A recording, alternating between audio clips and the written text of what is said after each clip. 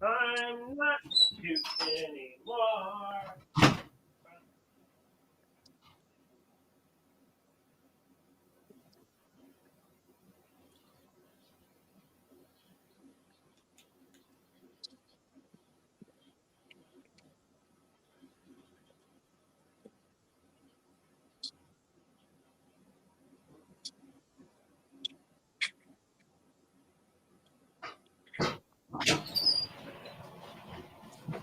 Oh. Well, he's taking a walk now? Yeah, gotta smoke this cigar, you know. What, are you being a trad again? Yeah, being a R&R tard faggot or whatever. Or oh shit, we're already live. Oh my Yeah, bad. one live. Hey, Okay. restart the stream. I can only say Restart the the F slur. stream. Well, I still have two more. There's a 3 F slur limit for the stream, so How do you know? I looked at the algorithm. Let's see. I should go send a direct message to Fernando, I guess. And so these guys are like, "Hey, I want to be on the stream." Oh, yeah, sure, I'll be on the stream. Oh, and then not everyone wants to actually show up, do they? Welcome to the Friday Night Chill stream, where we chill on Friday night. Yay! Ain't that wonderful? Stephen Cox was supposed to call me today or tomorrow. Well, you Not should sure what pull he's up. up to. He might pull up on the chill stream. Yeah, that'd be fun. Fernando, if you're here, here's a link. Because Fernando's one of the anti-Stephen Cox guys. I wanted to get his Yeah. thoughts on that. You know, maybe he is a different viewpoint that I don't know. Oh, Fernando. ¿Dónde estás, Fernando?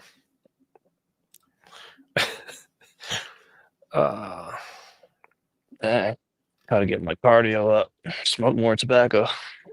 What? What is his name on Twitter? It's like leader to the stars or something. Because he's like so freaking like great of a leader. Preconciliar radio? Who's even preconciliar radio? Excuse me, this is a private stream. You're not allowed to have an opinion that I Oh, haven't vetted first. that's our guy TLM Ryan. Get on the stream, man. Pull up. Well, I mean, I guess it's a chill stream, so I can invite Anyone people, can show up until Fernando's here, because here's one we're going to talk to. I don't care. Oops, I didn't present the screen. So we were trolling Bishop Sanborn again. I have to think of a new country that there are no cities in. Yeah. But let's play the clip. $20 from Real Please. Sedevacante. Thank you, Michael. Are there any Sedevacantes in Greenland? Not that I know of. We'll send Father Bear up there if there are.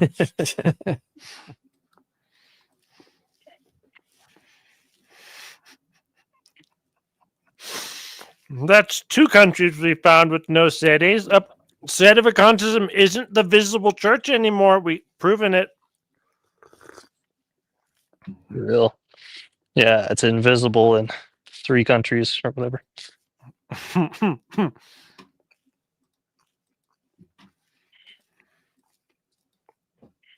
Now I always wonder about these streams because usually people like get there 5 minutes late. No, just how human beings are.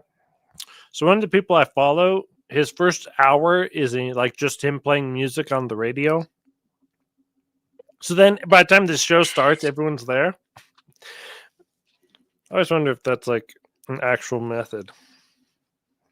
Some people were giving me some positive feedback on the Robert Nugent part of the show. Yeah. But like, I don't know. I'm not going to do clips for my own show. If someone else wants to clip it and post stuff where they can do it for fun, I don't care. Just Yeah, it's you annoying.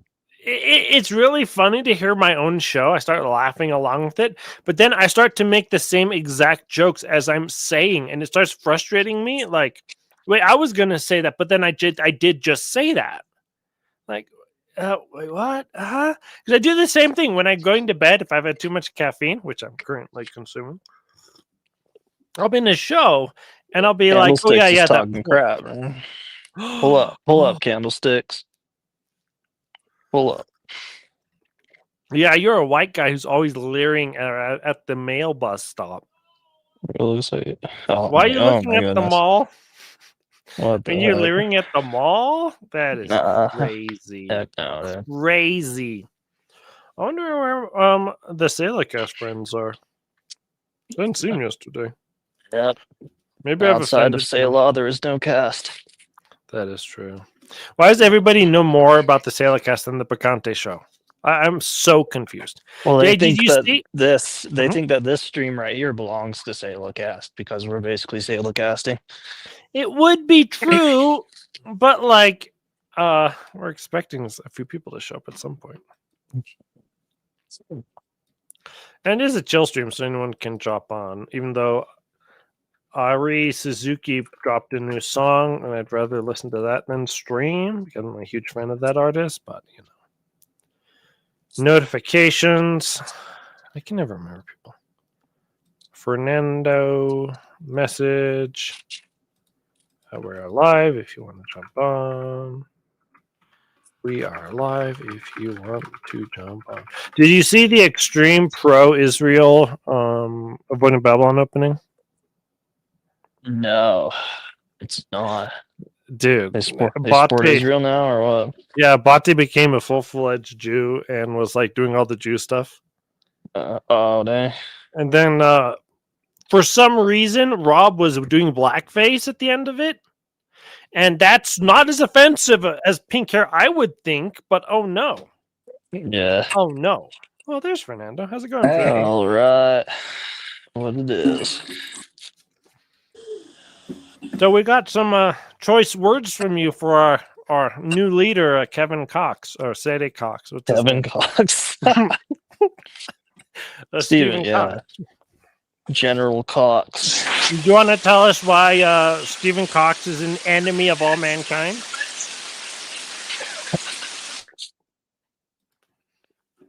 Oh, his audio is a little funny.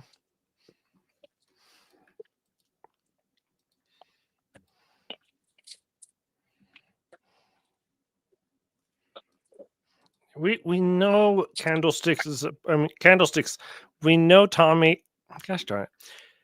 We know Burrito is a pussycat. He literally has one and he shows it on screen all the time. That's the thing we like most about him.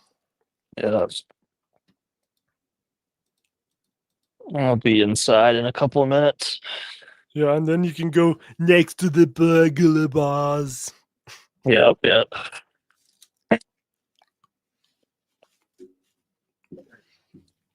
You've muted yourself, Fernando.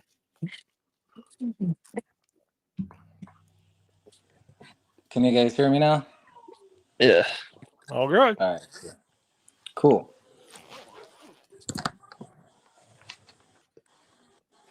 Make your own joke. Everyone's fighting in the chat again. Yeah. And Burrito, did you do What's this? the chat saying? Let's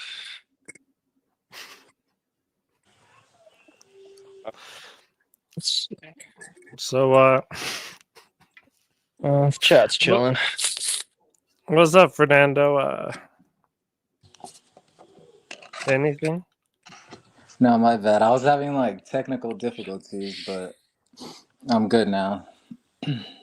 So I have prepared 3 different clips of Bishop Sanborn talking on his stream from Questions for the Rector Live number 5, which I think was 6 days ago. And he talks about some more thesis legalism, which makes no sense to me whatsoever. And I am a adherent to the thesis, but so I thought we could talk about that. But I did want to actually, I've platformed Stephen Cox in the positive, just because it's a Friday chill stream, and whoever comes on comes on. Did you have something negative to say about that, or do you want us to leave that on Twitter? I don't have anything to say right now or specific, but as far as the whole how I see this whole, whether the positive or the negative, I mean, I'm just kind of like looking at it as it is, but we'll see how it goes. Okay. Wait, Red Tread Anthony, you're not gonna stay? You're not even gonna hop on? Oh. By the Yeah, way, get if on here, anybody, Radtrad. well, I should actually. This is the one that should be. Okay, because I do think there is room for legitimate criticism of Sadie's intermingling with the semi Sadies. Mostly on my experience has always been that the more black and white you are, the better your life goes.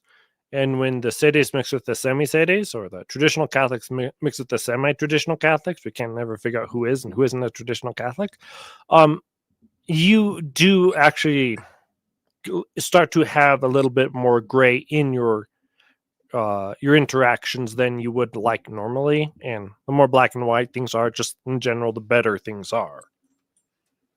So it's like he's not like me, where I'm like, oh, I'm a Bishop Sanborn of adherent. He's Stephen Cox is just a traditional Catholic, according to him, as far as I can tell. So it's like, yeah, you could see that there is actual room there to be like, what's going on here? Yeah, for me, I mean, I don't know too much about him, just from what he tells his audience or what he, his YouTube, his interviews, and his social media. But I think what I like when it comes to the way I see things coming out negatively, as far as representing, let's say, sedevacantism, and he's interviewing other sedes or bishops or laymen. Um, I just think that, he's sitting on the fence when it comes to that position. And then, I mean, I didn't even know he considers himself like a traditional Catholic. Like, I don't know what church he goes to or stuff like that. So I'm still getting to know more about him. But as far Hmm. as, him representing some kind of stance, I just don't think he's completely honest with himself when it comes to that. Mm-hmm. But I'll leave it at that. I mean, I think he could be a little bit more straightforward, a little bit more honest when it comes to sedevacantism and his position. I think he kind of like avoids that conversation. So that's kind of where I'm at with all that. Well, I think you kind of have to, though, if you're going to talk to the Esquire, because you get Sadie derangement syndrome. Even though we're all anti-Leo, he still gets Sadie derangement syndrome. I don't get it. Do you see that post? He had a post like 5-6 days ago. He's like, I bet the Sadies wouldn't say it was a revolution. Like, we think it's an illegitimate council. What do you want? Vatican II is an illegitimate council, but you didn't say revolution. Like, okay, like there's no pleasing some people.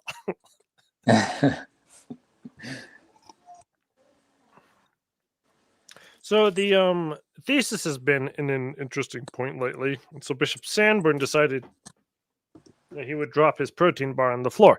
He would take to the airs to discuss certain things about it. So thought we might take a look at this and have some reaction. So this is from Questions for the Rector number 5, about 26-minute mark. Work here. There's too many questions there. Let's take one by one. Can you please provide guidance on how apostolic succession continues on with these bishops? I think he's referring to Sedevacantism. Well, there's an apostolic succession of orders, but and so that is continued. Holy orders is continued, but the most important one is the apostolic succession of jurisdiction, and we are without a pope because of the errors that they are promulgating. But there is still the ability to legally elect the Pope, and that is the College of Cardinals. And Father Esposito just wrote an excellent article on this, as he just put it up on the internet, how it is necessary that those cardinals, the College of Cardinals, always exist. The great theologian Francelin said the church must always have the ability to legally elect the Pope. And that's how apostolicity is being transferred now because you have that body that can elect a pope, and you have a pope elect. You have someone who is capable of receiving authority if he should repudiate his errors. So you have apostolicity there. You also have the appointment of bishops throughout the world that, again, are bishop elects. In other words, they have this ability to become true bishops. Yeah, but just because they could doesn't mean they will, are, or do. I mean, it does seem like a lot of question begging is going on. Like, hey, hey, Fernando, why don't you make burritos for dinner? And you're like, well, there is a possibility that they might be made since we have flatbread, and flatbread can be like burritos. So, like, it's like at that point, some point, you got to say, why are we just going possibilities? Just say yes or no. Like, what?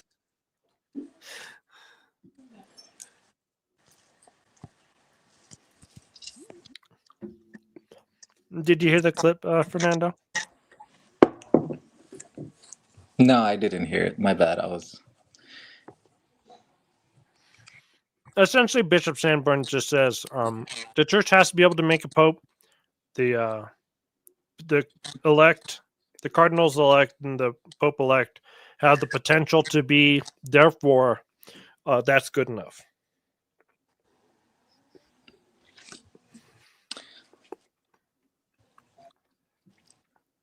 So, are you antithesis, or we just all want a pope right now? I mean, when it comes to the thesis, I don't really buy it from whatever I understand on it.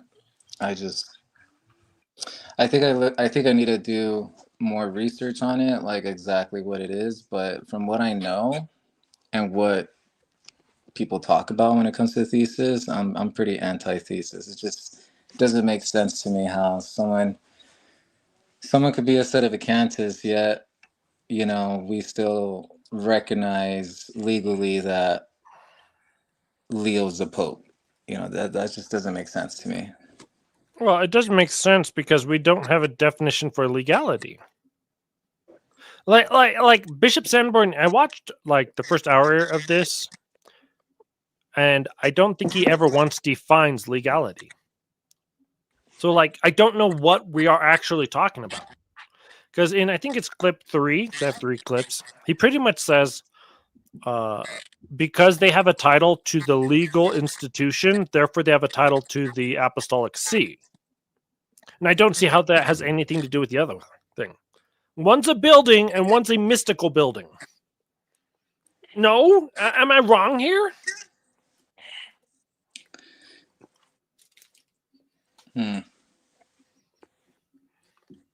I mean, what do you think? I mean, are you like completely anti-thesis as well? No, I'm pro-thesis. I just think the thesis is pointless. They're not converting. Like, we have this big game that the Vatican people are going to convert. Unless God just makes them convert, they're not going to convert. So, like, what's the point in having the thesis? Yeah, that's something that I've been thinking about a lot lately. Like, I don't see the point of the whole thesis either. If I really don't believe these guys are gonna convert. Yeah, so it's like it's nice that theory exists, and I think there's a lot of things that make sense in the theory. But like at some point, Bishop Law is right. Like we have bishops who are here to provide for the divine end of the church, the salvation of souls, the common good. A pope is an essential feature of that whole system. Therefore, like if we're saying, as Father Lavery has pointed out, you guys are assuming jurisdiction for X, Y, and Z, but then for A, you won't assume jurisdiction, then why are you able to assume jurisdiction for all the other points?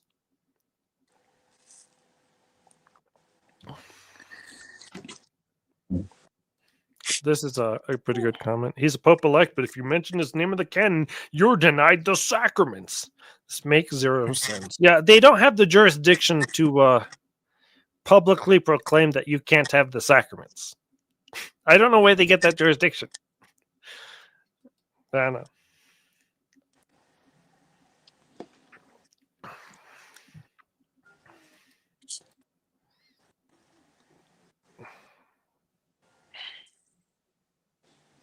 I'll No. come in here. Not So- theist, the thesist. Well, never mind. Yeah. Yeah. Tom? So I think that at some point the sedevacantists are in danger of, or are committing a similar kind of error as the R&R tards, who don't believe the church's teaching on the Pope, but the sedevacantists at some point don't believe that what the church teaches that the church is, if we don't have the ability to make a Pope. Excuse me. Yeah, the end of totalism is Lefebvreism. Have you noticed that? You go read Father Lavery's arguments and put Lefebvre with eternal Rome, a habitual jurisdiction given by a dead pope. It's the same thing, but they're not Lefebvreists. That's like no one seems to want to point this out, but like it's a real thing. So. And then the thesis are like, oh yeah, we just don't have any jurisdiction to do anything ever. And then they act normally. What does the cat think? The cat wants a conclave. Is the conclave cat? Yeah. The cat's behind this call for an imperfect council. Yeah, but okay, here's a question I have.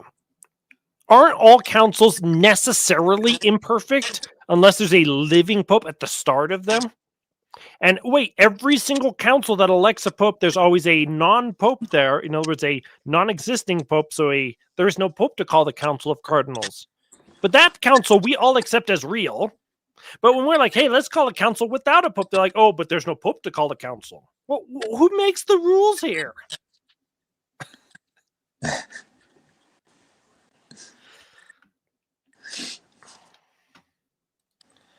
does the totalist thesis say? The totalist thesis, I'm going to get someone. Yeah, but this is one reason why we're big fans of Cox, because maybe Cox could get an interview with Burke. Well, let me move this over here.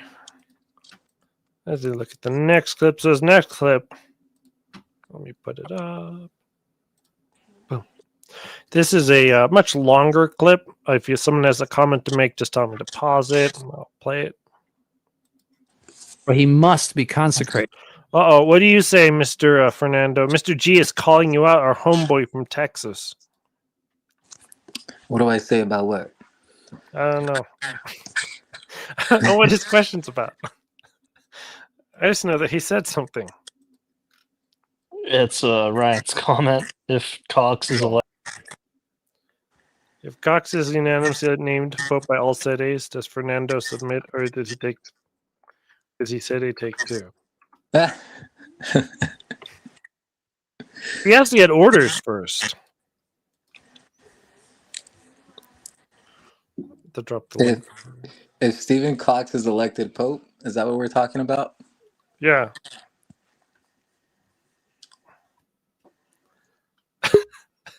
So whose idea is this? I don't know. It's TLM Ryan's idea. I think the whole issue is revolving around, does the whole universal church agree that we're gonna have an election and then we're gonna choose a specific person? I think that's the bottom line, but we first have to start having a conversation about it. Yeah, we all have to agree, but we're gonna come up with a clip pretty soon, right here. To look at this, I think this isn't the right clip, but I like to do clips in order. The question Mr. G is asking: to thesis or to not thesis? Are you a thesis or antithesis? For the lack of wanting to say totalist, there, Fernando. No, antithesis. I don't agree with the thesis at all. So you don't agree that people who want to convert to the Catholic faith, who hold positions of power, can take those positions of power in with them when they Nah, convert? like I think I was reading something that Father Lavery was talking about where let's say Leo does convert. I think he was talking about a few things, a few reasons why he wouldn't even be able to become an actual pope. I forgot the reasons why, but um, it really has to do with the the jurisdiction question, and then um, yeah, I got to look into that a little bit more. But what do you guys think? Do you guys think that if let's say Leo converts, tomorrow, Mm-hmm. and he starts condemning Vatican II, condemning certain errors, let's go back to tradition, can he actually be our pope? Oh, good Well, friend Gregory's here. I think he can. If something that ridiculous happens and he does the Well, stuff he has to do, like he would get a traditionally ordained and consecrated and burn the Vatican II documents. Like these are not like conditions we're setting for him. These are just things that he would do if that happened. Like that would just those are the events that would naturally take place. The burning of the Vatican II documents, the genocide of the Novus Ordo. So I mean, if that happened, I don't think anybody would hold out. You know, And wouldn't he be like the first, technically speaking, like wouldn't he be like the first like um layman to like become a pope? And I mean, I don't know how long. uh, uh, 500 years maybe. Yeah, so that's another thing we would Well, I mean, have to they're consider. eligible. Well, shoot. I mean, if he professes the Catholic faith, he's eligible to become the Pope. Yeah. If it's, I mean, In a world where the assuming he's Pope baptized. is a Catholic. So no. The actual question is, and I'm certain Catholic Crusade films will want to comment on this, is if he converts to Catholicism, and does he become Pope because we all accepted he's the Pope elect? Because Right. he didn't accept any of these cardinals or real cardinals, unless we want to believe in the thesis. And now we're like, no, because we believe in the thesis. Therefore, all the totalists are wrong about everything, and he's automatically Pope elect because he became a Catholic. Oh man. You want I to say mean, something, Greg? they could call for a conclave and elect someone else, but Like I don't even see that happening. Like a universal church, the Catholic Church actually agreeing to Oh. now we're gonna say that he is the Catholic Pope because Can we just pray for this guy for real? okay. Well, if he did those things, then I mean, it's like he just One he thing, has the authority when he does what he needs to do to be Catholic, and it's like whether or not he no, had but a why are we designation or accepting? whatever. Why are we accepting his designation as a legal designation over the Universal Catholic Church? Well, he just That's the takes it. question. He just takes takes it. Well, the then throne. Yeah, why can't the totalists just take their a Bishop Pivarunas and make him Pope? There's no exactly, difference in the argument. The whole exactly. concept I of support that. the whole concept of a pope elect is something that was made up, and there's no precedent for it. Just make it up as you go along. You don't think being engaged to someone is engaged elect or married elect? So yeah, I think you mean betrothed, maybe. Ah, Right. I mean, I think we can support him taking the throne if he converts, as well as the Sedevacanist bishops electing a pope. At the same time. Well, there's actually precedent for holding maybe not a conclave, but a council with a Council of Constance, yeah.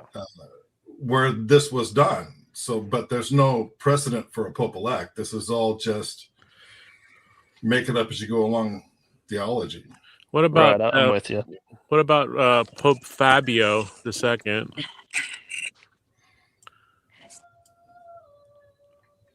Pope Fabio, I got nothing on that. Who? Pope Linus II. You know, like all those covers. All those...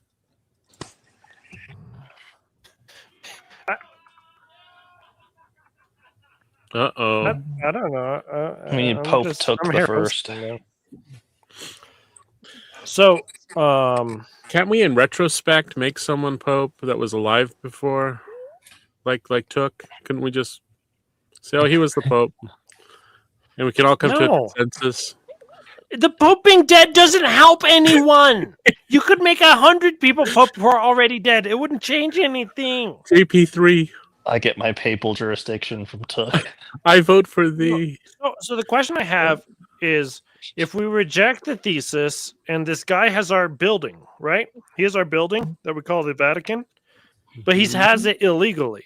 Does he actually have a claim to the building? It's like the Turks when they took over Constantinople. I don't think we're getting our buildings In back. New York, he does. I mean, I think. No, Anytime but soon. if I played the clip, there's like, a bunch of people on screen, so I probably won't.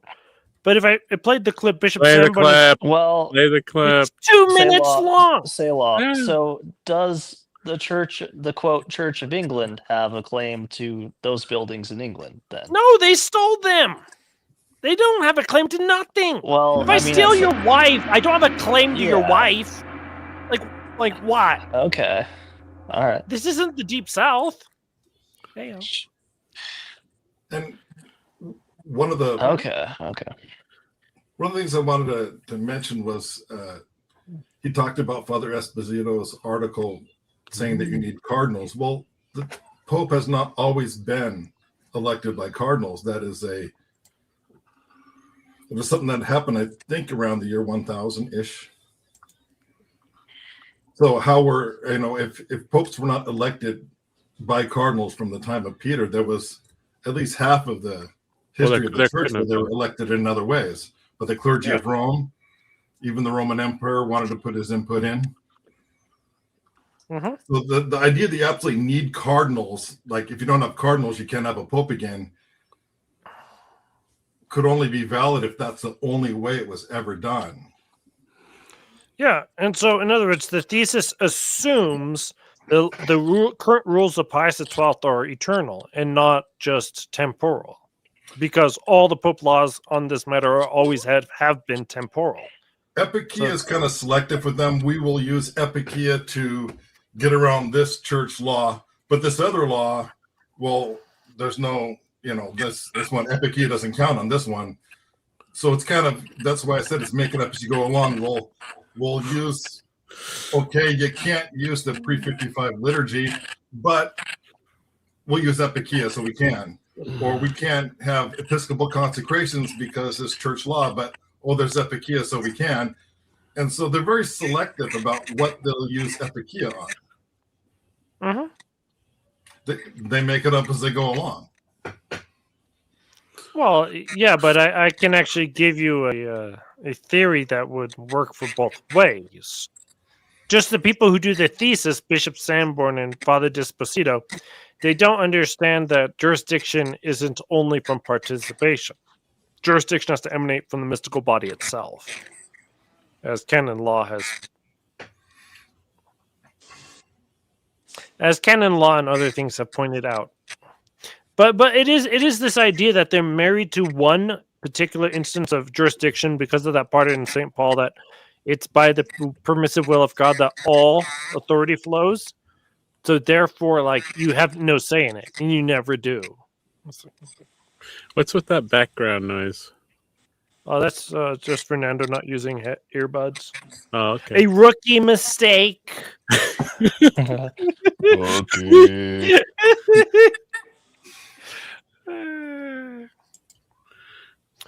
Oh, did you want to say something to that Catholic Crusader films? Well, They believe that all authority is by participation in the authority of the Pope, so therefore it becomes immovable unless there's a new Pope to move it.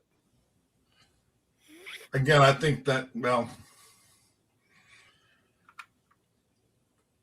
I think a lot of their objections that they have are leftovers from their time in the cone. Tommy, I'm going to kick you off. That there must be There perpetual are too many successors. people on now. Remove Tommy. Yeah, they have too many people. Hey, TLM Ryan. They have too many. There's too much of the whole icon idea and too much of the eternal Rome. So, What are you doing? which is the SSPX is basically Neo-Gallicanism, and Okay. they have these ideas. Now, they may not be Gallicans, and if you were to look at the definition of what a Gallican is, they're not Gallicans, but they have some Gallican tendencies. That Are is they French? to put tradition. Well, Lefebvre was.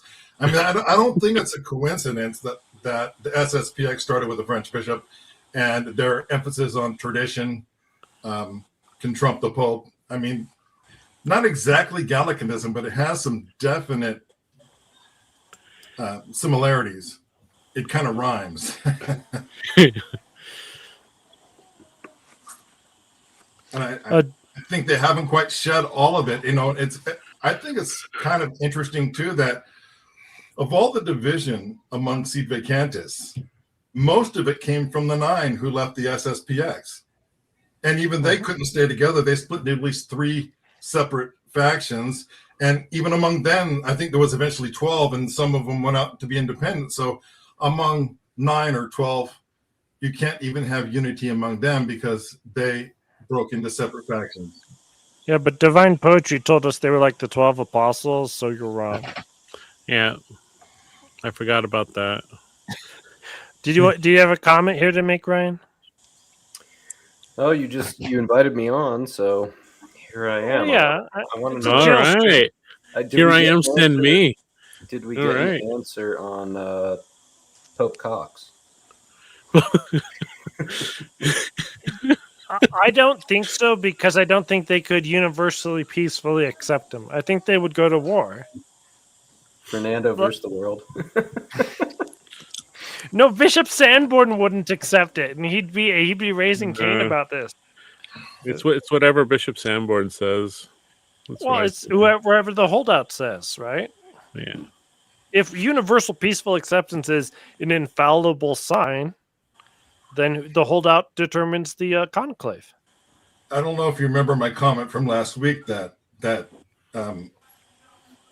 it's not the time to hold a conclave now. You have to get everything lined up. One of the things that you'd have to have a conclave is you'd have to have universal agreement among the traditional bishops. And right now, there's not. And so unless that happens first, a conclave / council, whatever you want to call it, would not be possible. And unfortunately, with a lot of things like this, sometimes these kind of problems can't be resolved until the people who started them die. You need some funerals to get new blood. The people who were around when these problems were created, I think you have to wait till they pass and a new generation steps up before these problems are solved. We kicked off Tommy so that Ryan could say nothing. I was listening to Catholic Crusader. Sounds like we have to wait. Wait, are we? Is your plan the same as mine? We just wait for the boomers to die. Indirectly, yes, but we have like 3 boomers in particular, right? Or is it just Sanborn, Jenkins? Who else? So your boomers are just as bad as our boomers? Yes. Our boomers need to go. I mean, look, Tommy, we can keep you on, but like, we gotta let other people talk. Yeah. Dude, Like, I I'm was not killing it, man. The flow was perfect. Me and Crusader were cooking.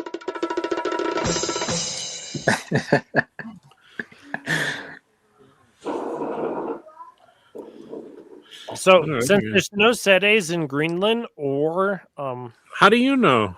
Mongolia, because Bishop Sanborn doesn't know, but I'll play the clip. Play the Okay. clip. Play the clip. Oh, where's this? What am I supposed to be looking at? My favorite. No, I have to add the other monitor. Sorry, excuse me. While I don't know how to run a show, $20 from Real Sede Picante. Thank you, Michael. Are there any Oh. scientists in Greenland? Oh. Not that I know of. We'll send Father Bear up there if there are. Since there's no cities there, the cities aren't the visible church, and the Nova Sordo also isn't the visible church, because I don't know any Nova Sordo up there either. Well, I think it was the Vatican that went and assassinated the last sede in Greenland, and then brought home some ice for the Pope to bless Yeah. as a sign, as a visual sign. So the point that Bishop Sanborn makes in the one of the later clips is that the issue of legal title to who can be Pope is magically now a naturally jurisdictioned thing. But I've been reviewing Nova Sordo content, all claiming that Pope Francis was a heretic, and as we all know, heretics can't be the Pope. So who's actually the Pope now? I do not believe anyone has a real claim to this title in anywhere in the whole world.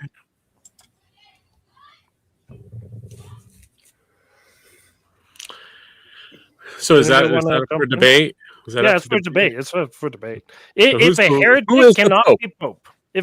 cannot be Pope, Right. since at least fiducia supplicans, can anybody be claimed to have any legitimacy to being Pope?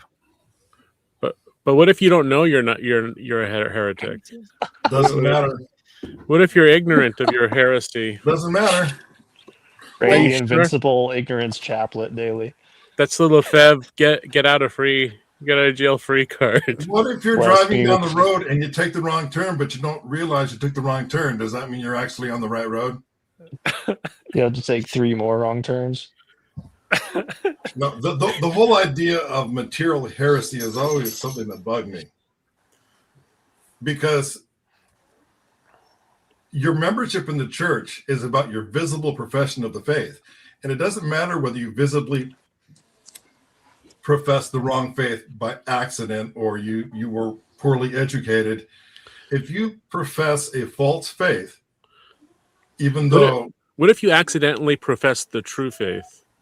I don't know that would be possible.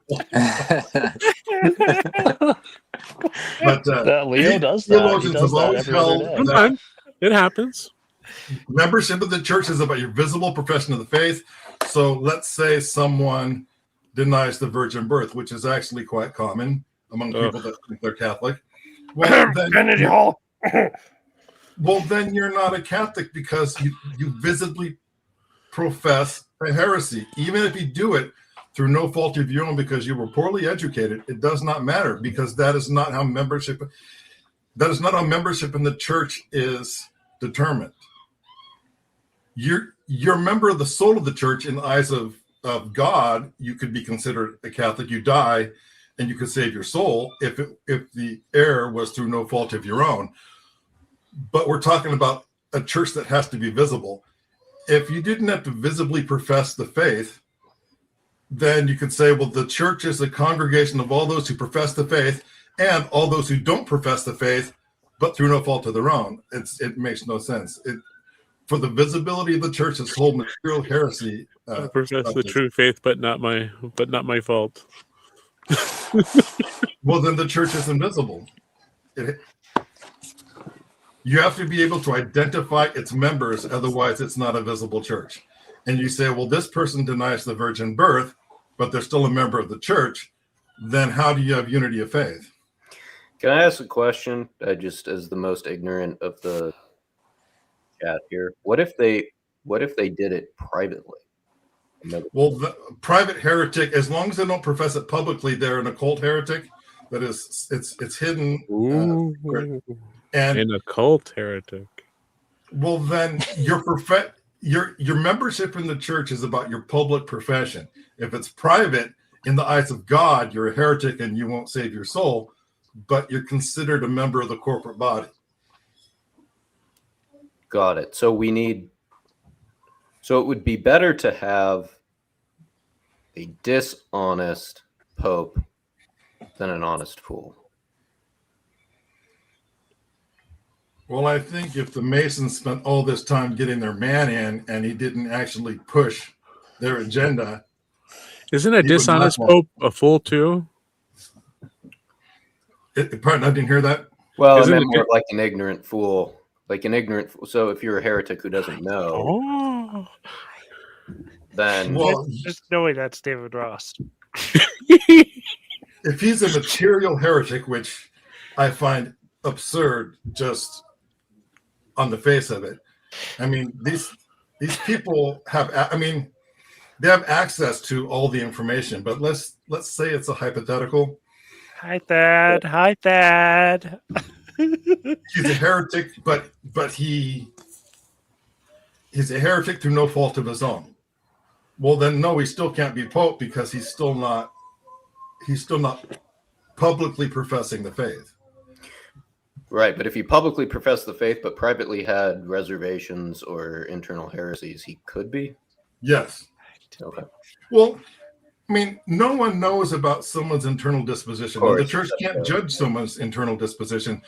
All the church can judge is their external actions and professions. So that's bad.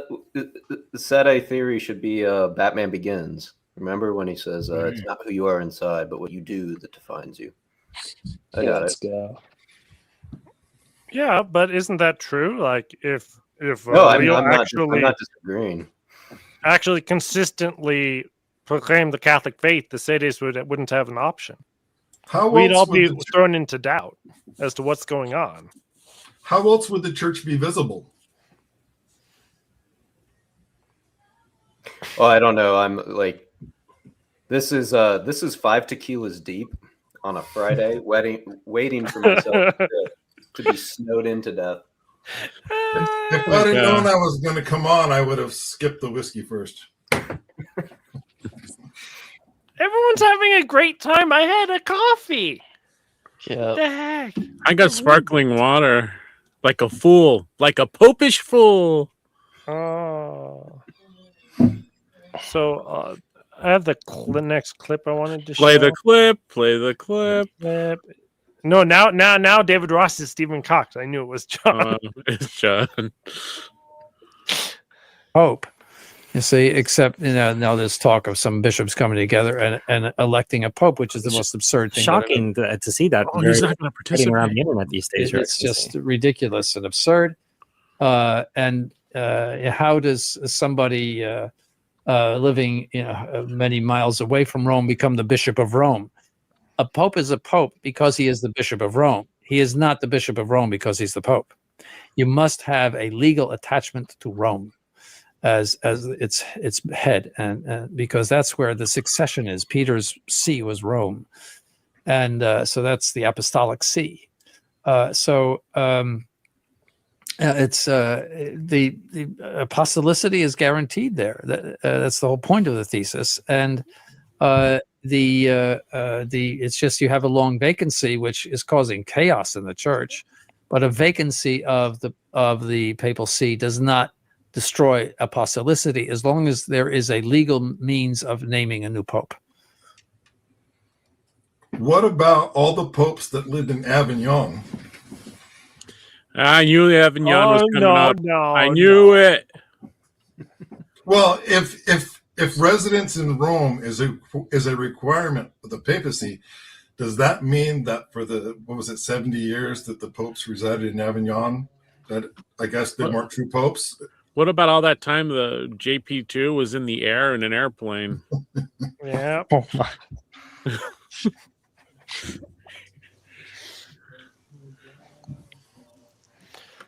Yeah, I think this is where legal theory actually would come in handy. Like, I mean, myself being a huge libertarian, I use that type of legal theory. But like, it seems like they're using like this weird power legal theory. Like, my name's on the document, therefore I am the Pope.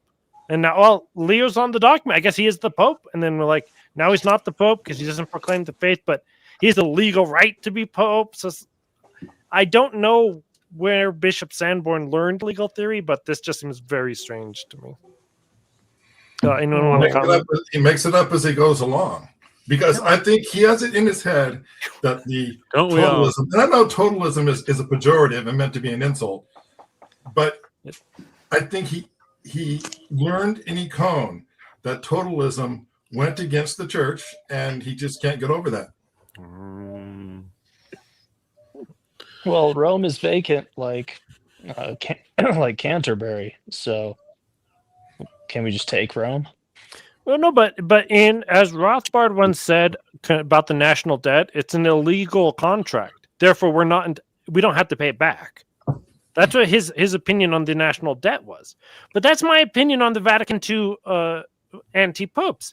They have an illegal claim to the papacy, meaning they don't have any right before an actual judicial system to have the title of Pope-elect.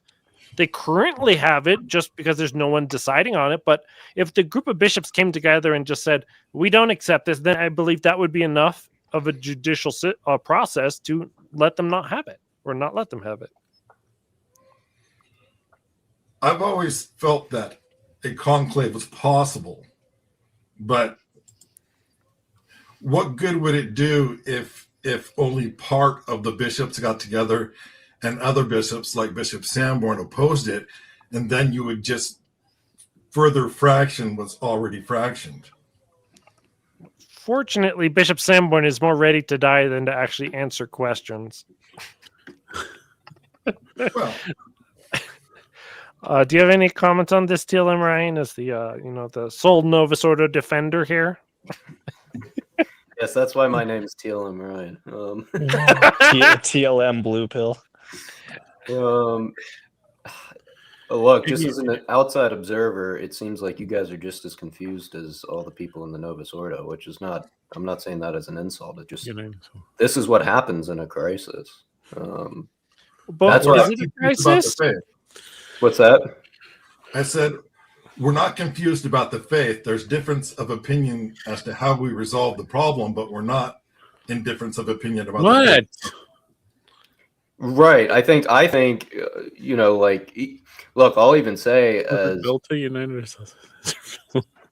I think I'll say even as someone who interacts with people who do Pan-American Leo as Pope, they'll hold the same faith views, but they will not necessarily have the same opinion on validity of or non-validity of the See of Peter. Really, I think the problem is that we're getting. I mean, if we're being serious here, I think the problem is we're theorizing too much on untread ground. Like, okay, let's say Sede position is correct. How do you get out of the vacancy? That's what you guys are talking about. Well, it's never really been done before. So we're all in brand new theory mode. There's no precedent for this. Well, we just had Maduro. Was there precedent for the president of America flying over to Venezuela and kidnapping people? I mean, you can make your own precedent. Yeah, that's not a theory. That's awesome. I like the fact that Ryan gave us at the beginning. I'm not Novus Ordo. Not that there's anything wrong with that. Yeah, the vacancy is not a theory. Like the fact that there is no pope, that is a fact. So, I mean, here's the problem: you can say it all you want, but that's the same thing that's the same issue with the pope. If you want to call a conclave and have a pope who is at least recognized by a significant portion of sedes or traditionalists or whatever you want to break them down into, I know it's not a democracy, but the validity does sometimes. You need at least a vocal enough minority. But it is a democracy when the cardinals get together. It literally is a uncalled for democratic action. Like I don't know why we're running away from this. I mean, it's like an oligarchy. All I'm saying is it just doesn't. It like okay, then call the Sede Conclave. Just do it.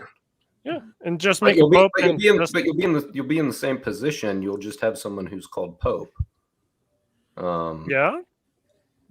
Well, I think the Council of Constance does provide a precedent. It's not the exact situation, but there are a lot of similarities. What happened in the Council of Constance? This is what I would say as someone who's not a Sede. I would just say do it, see what happens, and test the theory. I mean, if the grace must flow through do it, be laughed at, and see what happens. No, Ryan's cooking. No, I agree. I agree with Ryan. Just stop talking about it and just freaking do it. Let's go. Well, just do it. Unity among the bishops is a prerequisite. How are we going to know? How are we going to know if it's legal or not? How are we know if we did it right? Well, tell the new pope to legalize it. I mean, this is like Darth Vader type shit. He's just like, I'm altering the deal. Pray I don't alter it any further. Yeah. And if you guys bear better fruit than Leo, we'll know. But at this point, not hard. Come on. At this point, all we have are theoretical. I mean, it's so highbrow. It's so highbrow. I'm tired of it. Let's go. Like escalate. Yes. This video, this rant is sponsored by Anthony Abate's tequila recommendation to me. Oh, you did get that. Oh yeah. So yeah, it only cost you $4,200. Call the conclave, make Stephen Cox pope. We'll see if it works. Fernando, I guess we'll get some type of veto in this new democracy of Sede land. And let's see it. I'm all for it. I don't care. I like results and I like action. So all right, my 2 cents. I mean, if they care so much about what people think, I mean, the Novus Ordos will take us a lot more seriously if we do elect someone than if we don't. Well, yeah, then you'll be invited to be part of them if you invite your own pope. Yeah, if we have our own religion, they'll be like, hey, let's be ecumenical. Let's go. We don't want to have a situation where we have a half a dozen Pope Michaels around because that just makes things worse. That's why you guys got to come together and it's got to, agree upon it. Working toward unity is working toward uniting all these traditional bishops. That is a prerequisite. If you don't have that, then there's no point in even talking about it. Yeah. Yeah. And if they can't do that at some point, is it the church or not? Bishop Sanborn's going to leave the church, it seems, at this rate. I have to give credit to this analogy to Mario Dirksen, but he said, if you go to your doctor and he diagnoses you with cancer, but he does not have the cure, does that mean you don't have cancer? So I don't think you have to have the cure to be able to diagnose the problem. I know I have Novus Ordo friends who say, well, if you can't say exactly how you're going to resolve this and exactly how you're going to get a pope, then therefore you're wrong about seed vacantism. The problem can be true even if we don't exactly know how to fix it yet. But I think the conclave is the right direction. My doctor told me I came down with a terminal illness of Sede. My doctor said I am not pregnant. Oh no. Yeah, so we just have to get rid of Bishop Sanborn. Yeah, that's just the crush all opposition.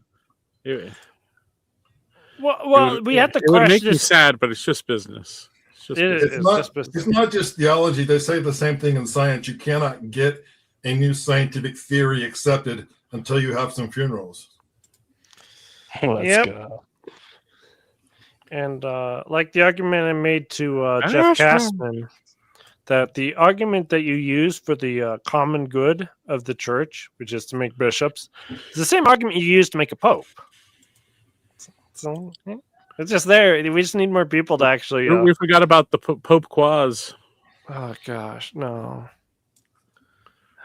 the real head of Yeah, he's the secret pope. the real head of R&R Inc. So I have a question for Till and Ryan, though. Isn't it incorrect to say that there's a crisis in the church if 4 of the last 6 popes are canonized saints?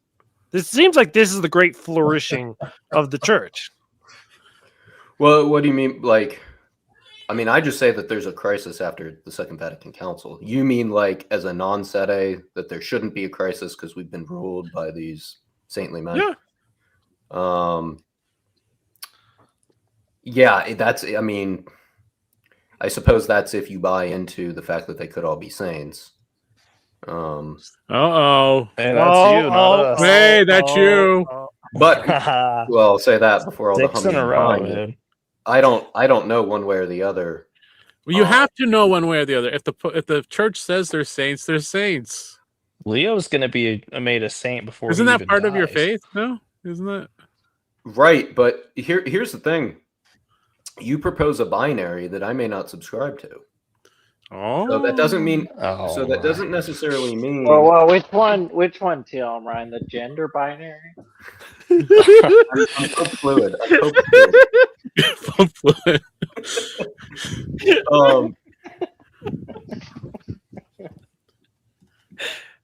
Yeah. So, like, for example, let's take Francis, easiest one. All the Definitely a crap. saint. All the crap. Pope Saint Francis. he's looking down from heaven. Yep. Yeah, apparently. He's petting our animals, our dead animals. Yeah. I mean, I don't know. Like, what Catholic Crusader, I completely agree with you. Like, he was. I don't care whether it's material or whatever the heresy. I mean, it just came out. That's clear.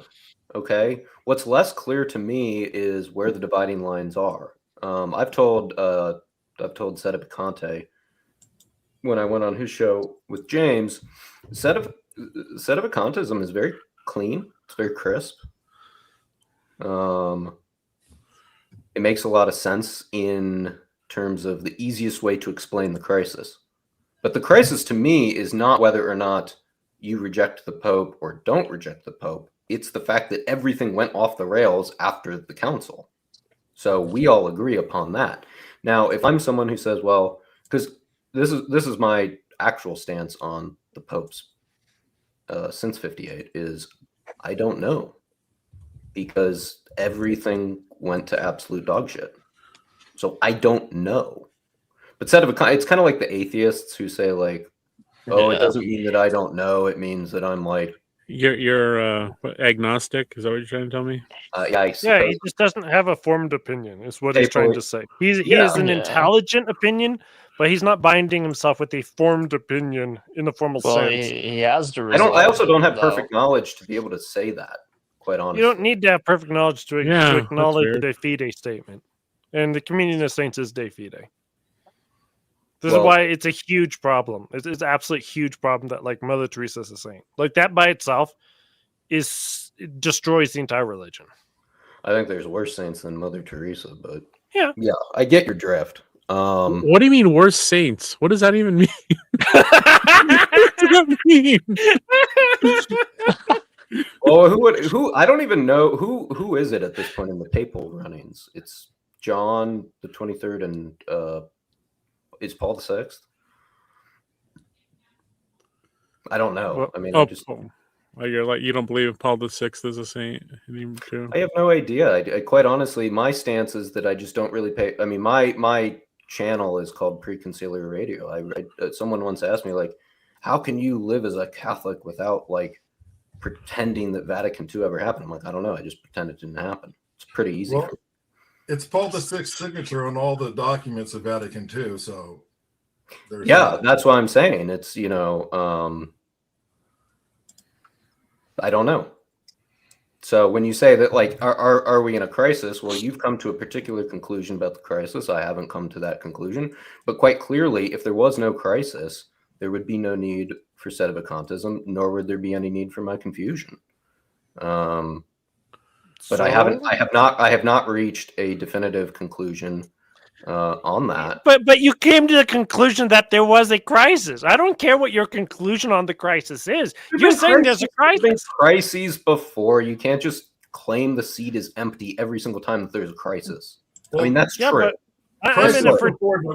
Historically, that's true. But I think we're talking about heresy, though, right? Yeah. We're talking about someone who doesn't believe in the same religion every other Catholic believes in. The Pope promulgates Vatican II, and you have to submit to the Pope for salvation. So you have to resolve this. So let me ask a question here. If you have to submit to the Pope for salvation, to what extent? I mean, this is probably like sophomoric questions for you, but to what extent? And this is something that Picante, you and I talked about on our first chat, because I don't understand where the infallibility comes in on the Sede side. Like, if sedevacantism is true, what is the point of the First Vatican Council? Because that clearly delineates levels of infallibility. So I just quite frankly, I don't understand that. Now, obviously, it's not good if you're just falling back on infallibility. Do you want to hear the Sede response to that? Yeah, I do. Yeah. Oh, you're not going to give it, Phil? I thought you were a Sede for this stream.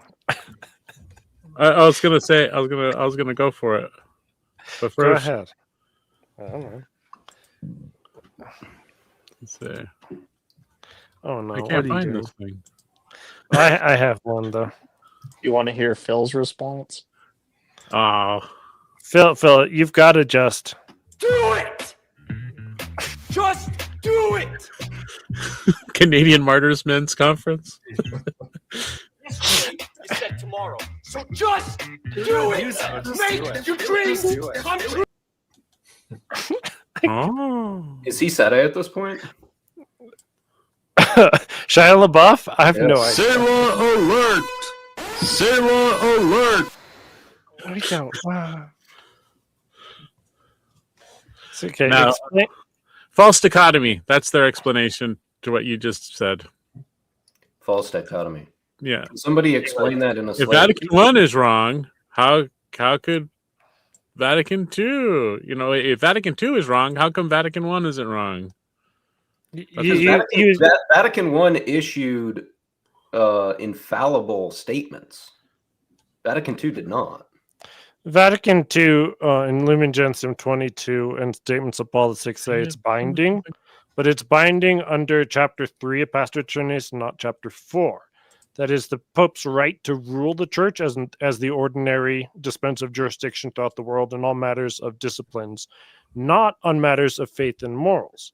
So in other words, it's kind of a bait and switch from the standard talking point, but it is the Pope's right to rule that is being invoked in Vatican II.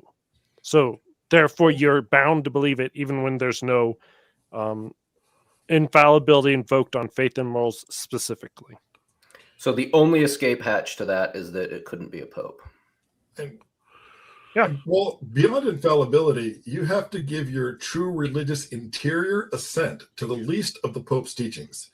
And if you take that declaration from Abu Dhabi, where he said that God wills the diversity of all religions, that was published in the Acts of the Apostolic See. Now, that may not be dogma in the strictest sense of the word dogma, but it's definitely Catholic teaching, and you have to give that your true religious interior assent. Right. You have to assent that God wills the diversity of all religions. Right. So my question is, why did we even need Vatican I? I mean, maybe Vatican I outlined what you just said, but Vatican I, I mean, the main thing that came from that is infallibility. So if you already have to assent, well, why the church always had infallibility. I don't understand why we needed infallibility then. It wasn't invented at Vatican I. It was always No, there. It was defined. Defined more clearly. Right. It was But only defined. the example you just gave me was, correct me if I'm wrong, was not an infallible statement, but I still need to assent to it. But infallibility covers the. In other words, to be infallible, it doesn't have to be an official decree of an ecumenical council. Does it? No. I mean, so I forget which council it was where they were talking about, like, it was all the bishops were talking about the piracy in the Mediterranean and how they were going to deal with that. Was that infallible? Well, I mean, it's not a faith Piracy- and morals, so it can't be. Yeah, I don't see how piracy can be a matter of faith and morals. Right. That can So, be disciplined. so only an ecumenical council, that only the things in the ecumenical doing, council John? that deals with faith and morals. anything that the Pope teaches regarding faith and morals, you have to give it your interior religious assent. And that may not be dogma because there's specific criteria for dogma, and it may not be heresy, Stop, John. Stop. but you still have to give it your assent. And not doing it is a matter of mortal sin. May not be the mortal sin of heresy, but to not give your assent to the Pope's official teachings on matters of faith and morals is a mortal sin. If it's on dogma, then it's an additional sin of heresy. Right. Selah. And all this, reading documents and is it binding, is it infallible, and all that kind of nonsense. Ultimately, when Francis or Leo, that one when wasn't me. Hey, That I one even wasn't said me. Selah. Okay, when Francis or Leo, they tweet something, they release a document, they say something in an interview, like whatever they did.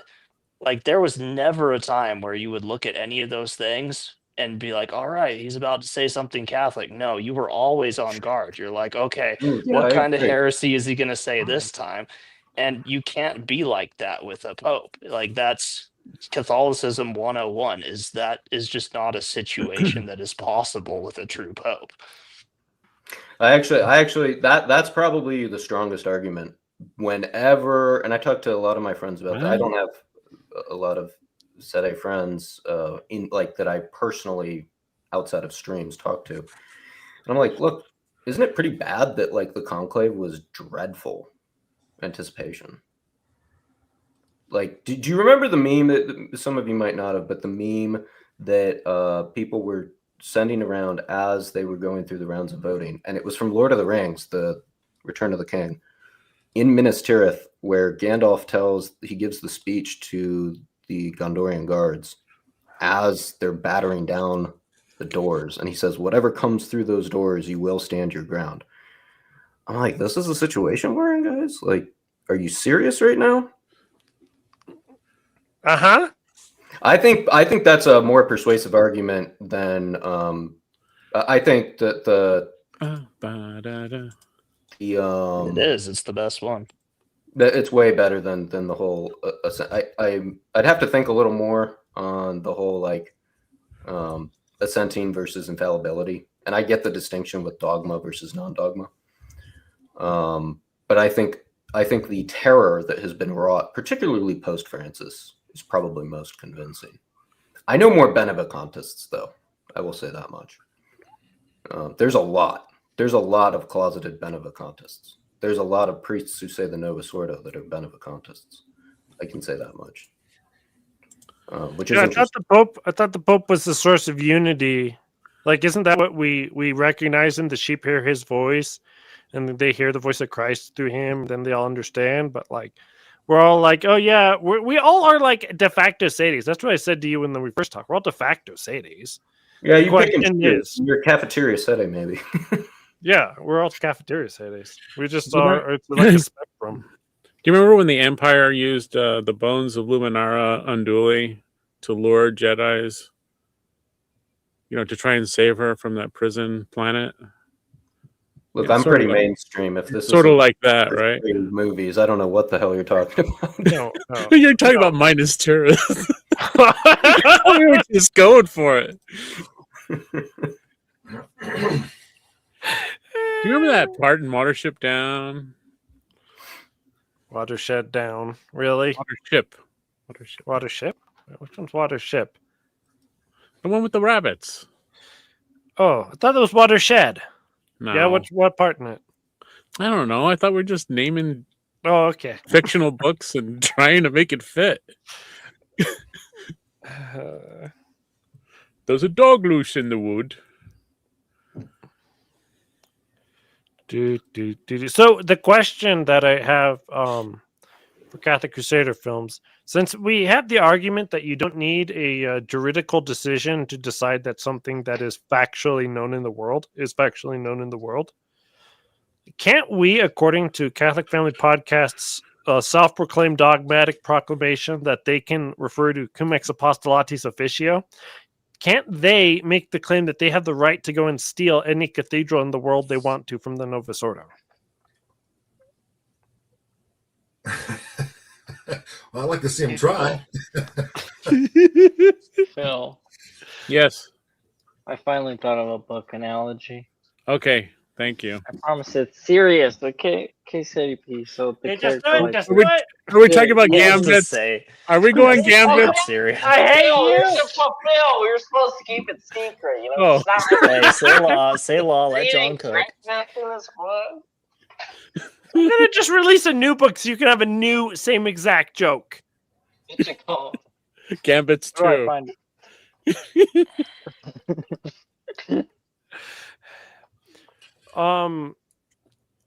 Yeah, Well, something Teal and else Ryan is at that breakfast table, Phil. Mm-hmm. Look, Like they're Catholic discussing Crusader all film the hot. stock. John, look, Catholic Crusader film stock.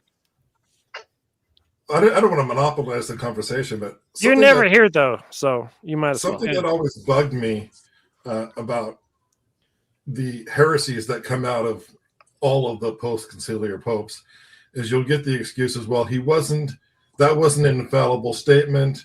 It was not, he wasn't using his official authority. It was a statement on an airplane or whatever. And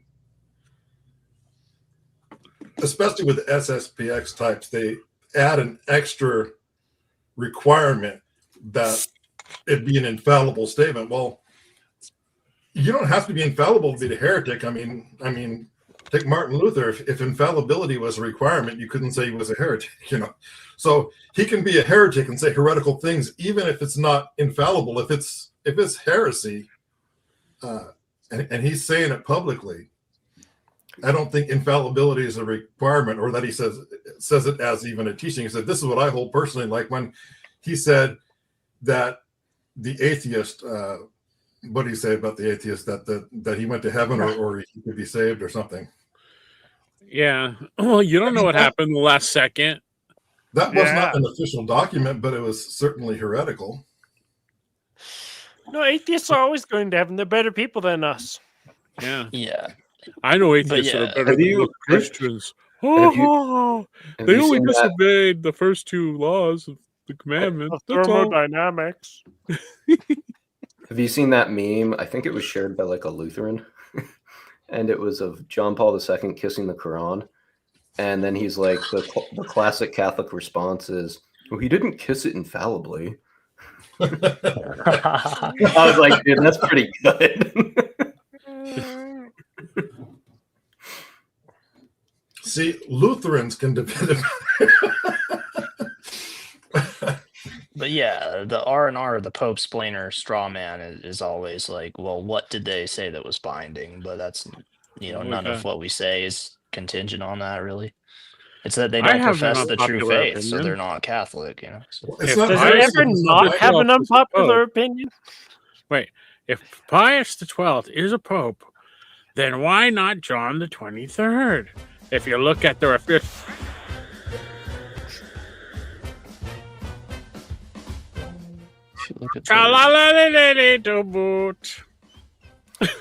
Wait, why is John the 23rd not considered a pope? Because he opened the council, but he didn't promulgate it. Because he called penne spaghetti.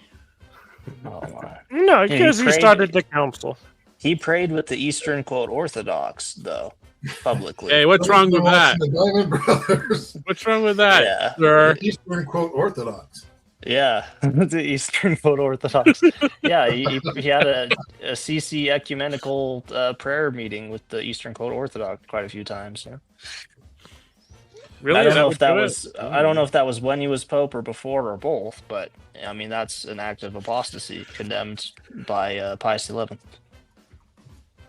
Well, there's actually quite a bit of stuff about him that didn't really come out until later. Why is it Yeah. playing? The based Mexicans knew what was up, though. Rad Trad has that documented in the Moises Carmona series.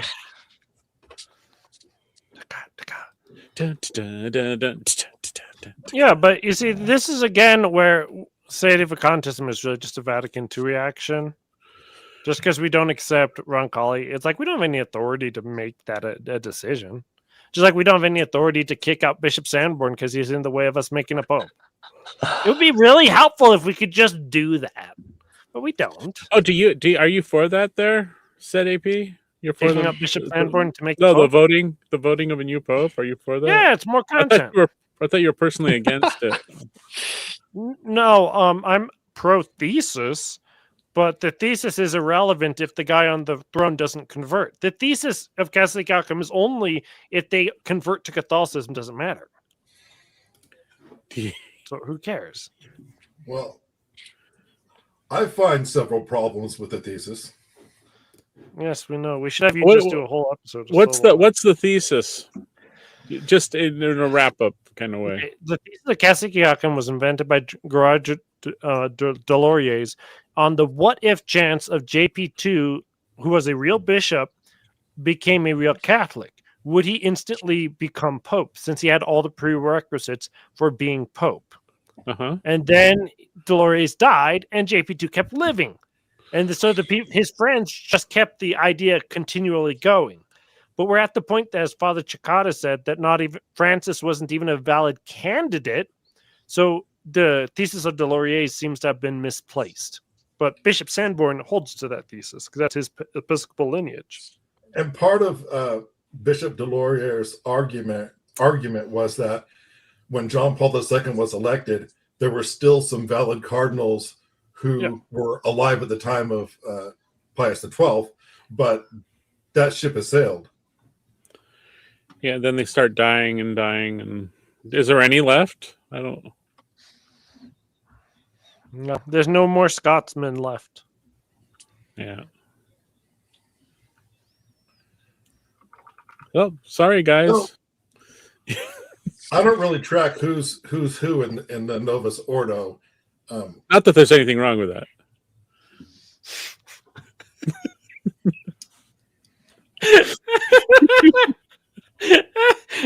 Yep. Sorry. Let's see. I don't know how. Oh yeah. Should we address the bad appointments of the three popes before John the 23rd? And people aren't responsible for their appointments. Like who are the three popes that were bad? And what would make them bad? What's the standard?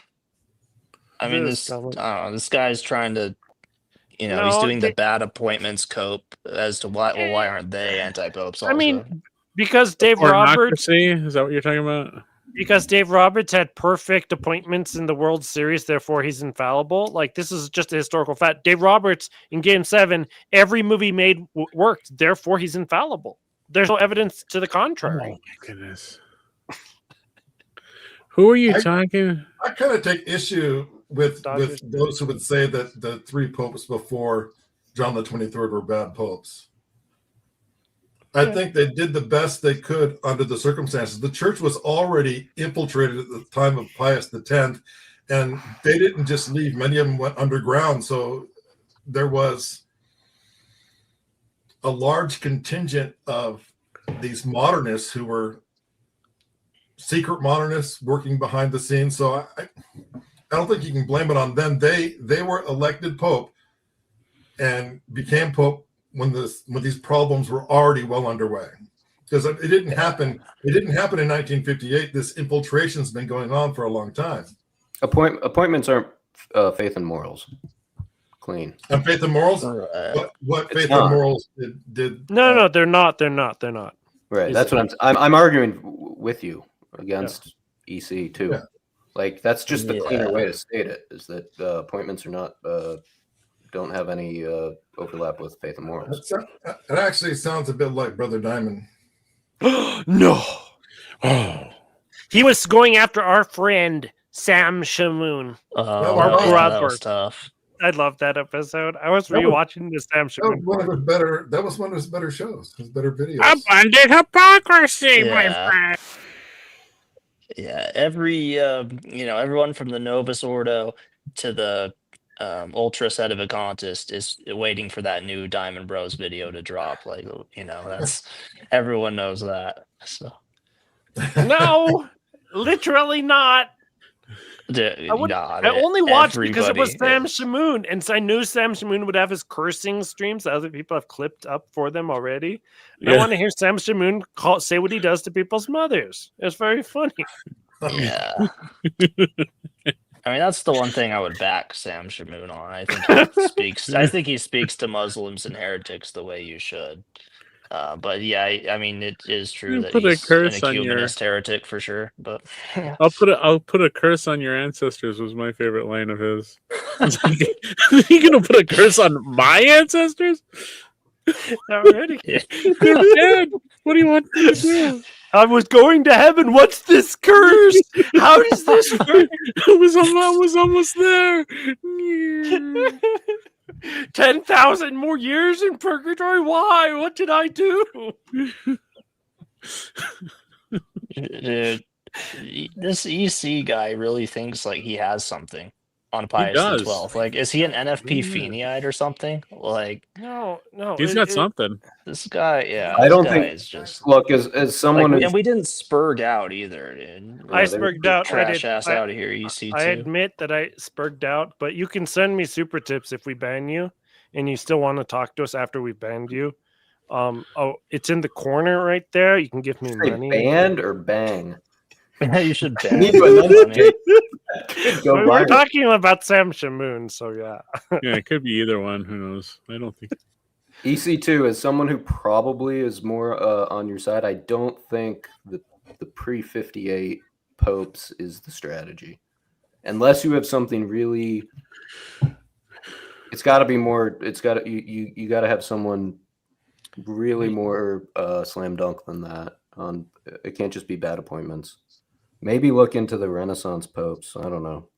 I just don't. I don't think the 3 prior to 58 is the winning argument. Yeah, you don't think anything, EC2, exactly. So shut up. But EC2, I'm like not trying to argue with you. I just don't think that's the right strategy. If you want to look, I debate for a living, and I don't think that's the winning route to go. You either got to attack 58 beyond, or something more scandalous than bad appointments. That's I mean, is this like a R&R guy that goes back to St. Peter no, or something? Wait a minute. Wait, you read EC2's comments again, but listen to this while you're reading it. I'm not bad appointments.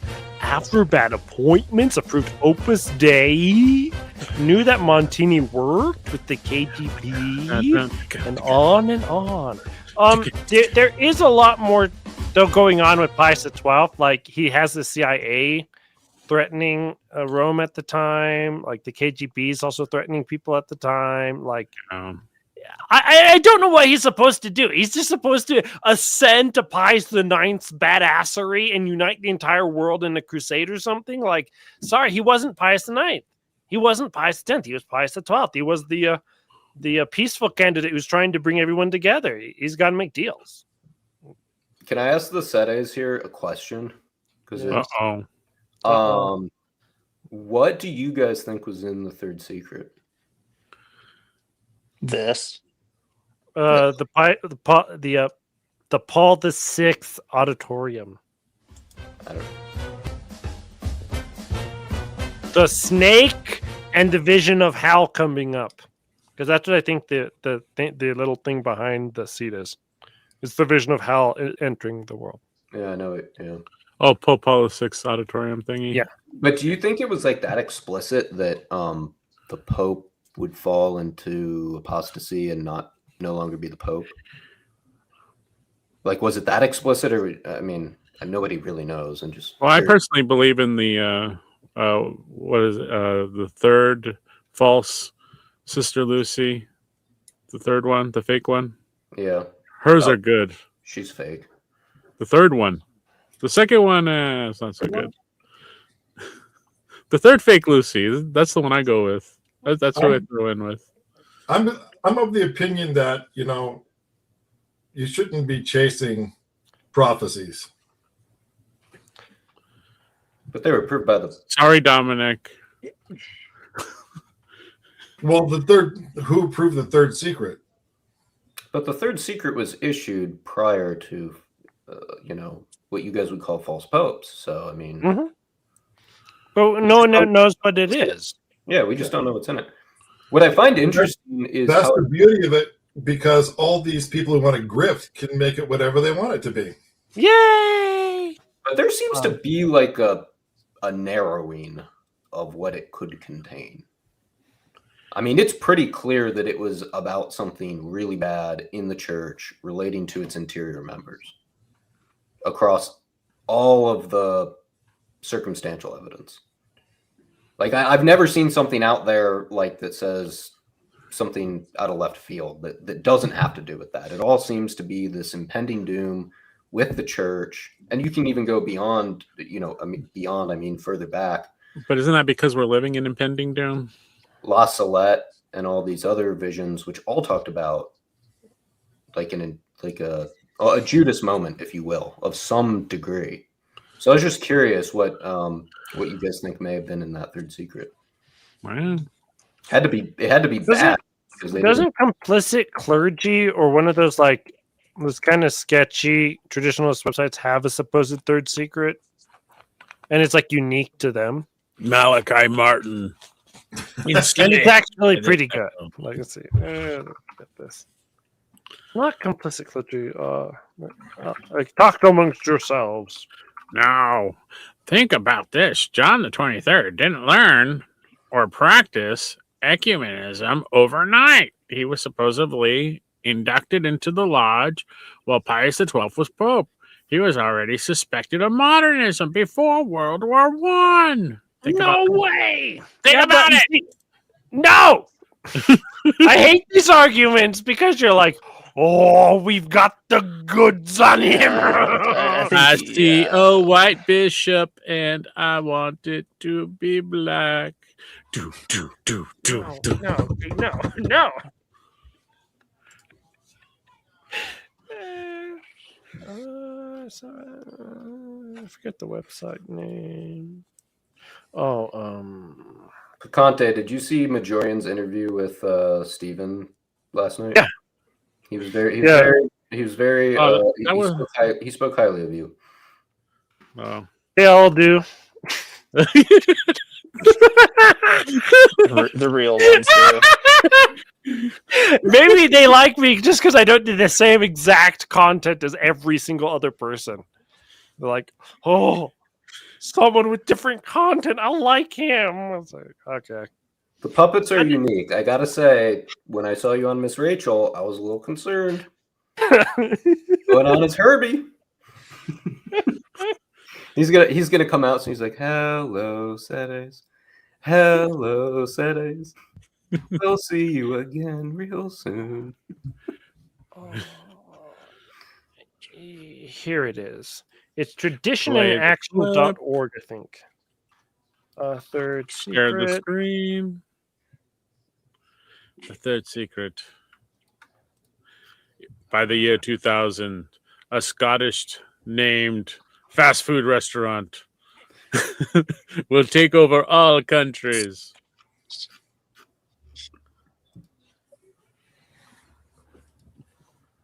I also kind of think the third secret is one of those like highbrow things at this point. Just like in the trad world, how they're constantly talking about Vatican II.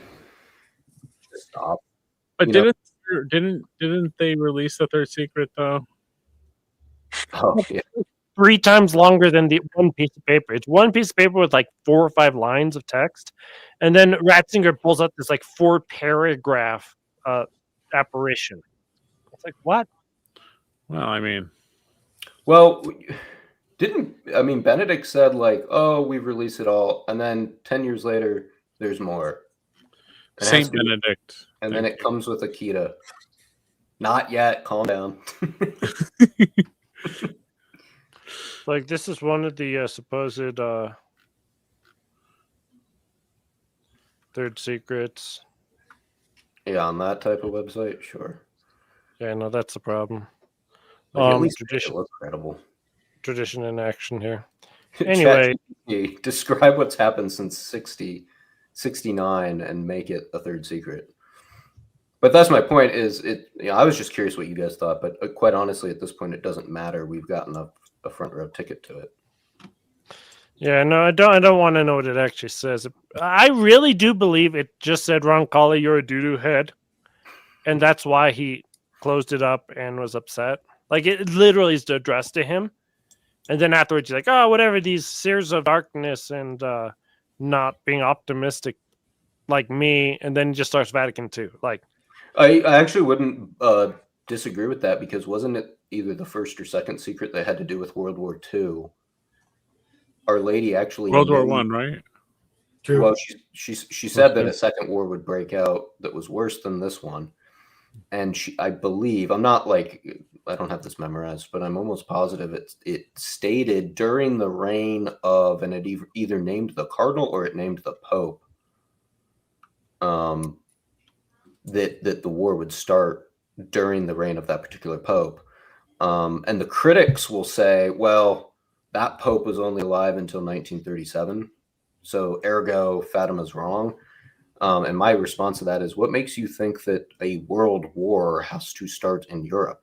It's actually kind of what the liberals' critique of modern history is. It's very Eurocentric. well, no. World War II only started when Hitler invaded Czechoslovakia. So, like, before that, there was no war. Well, there was the Japanese-Chinese invasion in 1937, which was when that pope, who was named in the secret, was still pope. I forget the name of the pope. The 9th there. Yeah, I mean, the 11th. But he was not clearly not named pope in 1917 when these secrets were being promulgated. So my point is, it wouldn't surprise me at all if Our Lady gave Sister Lucia the actual name of who was the 23rd? What was his name? Roncalli. Yeah, Roncalli. Yeah, wouldn't surprise me. No. What on earth is going? Why do people text me during streams? That is one of the things I want to do. And freaking Stephen Cox always pre-records everything. That guy. How am I supposed to text him during streams if he's pre-recorded everything? What's the point of me having your phone number unless I control you? Can't be both now. Just can't.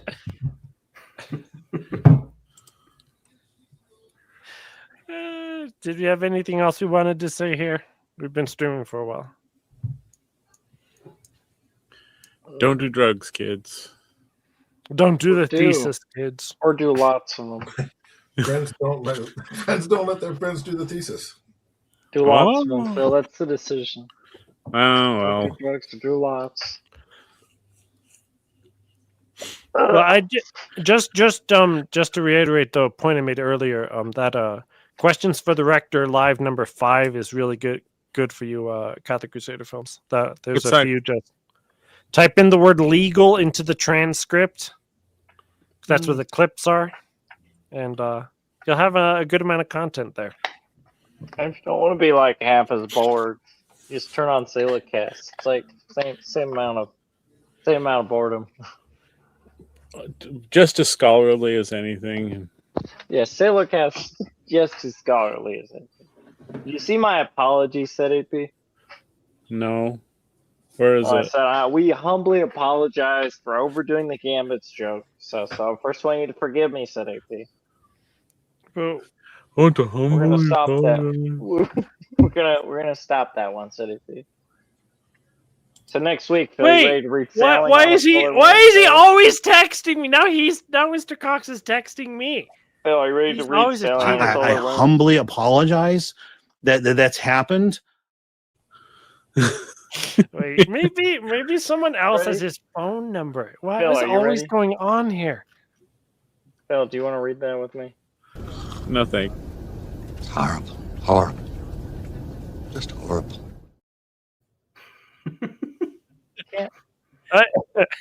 Read, Phil. If anybody, It's funny girls. God, you're kidding me. Don't, Why did do it not get me. stop? Do not get me started on Michael Matt because I will go. Oh no. Wait, You maybe love we it. want I to. know you Maybe love we it. want to though. What's going on with Michael Matt? What happened?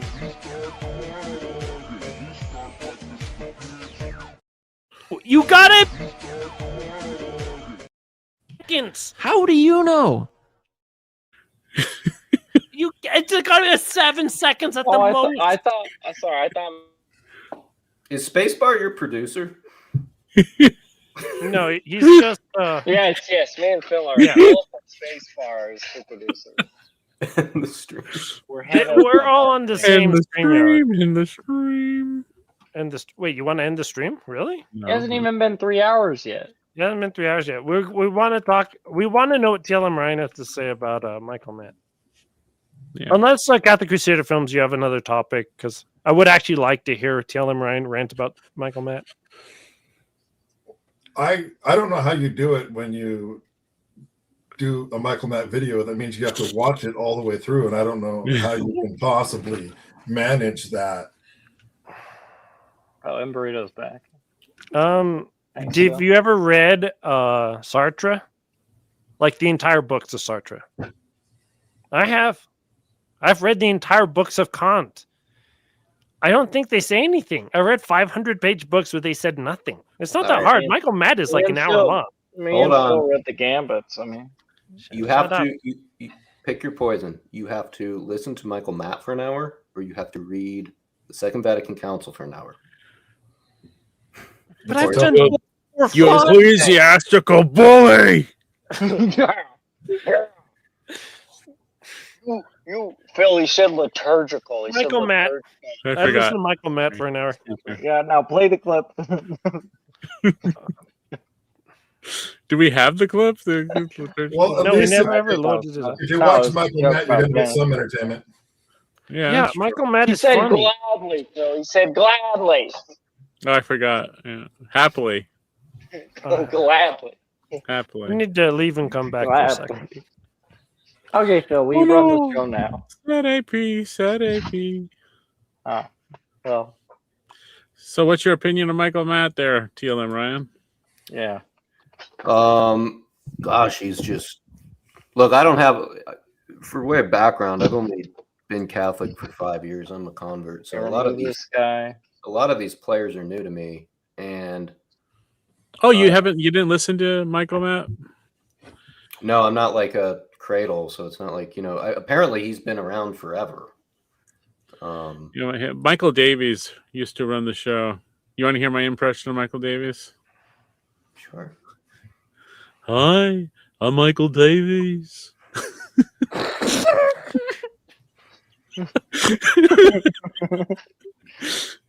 I feel do the Michael Davies one. I'm the original traditionalist. Do Malachi Martin, Phil. Do Malachi Martin, the Irish accent. Okay, here we go. Here's Malachi Martin. Ready? Hey, blokes, what are you doing? Thank you for tuning in. Did you watch the Catholic Family podcast? Their Grinch, how the Grinch stole tradism. Did you watch that? Only the first minute. The Grinch has this like Cockney accent. He's like, "Hello, Governor. I'm the Grinch, I is." I don't like your incense and your TLM.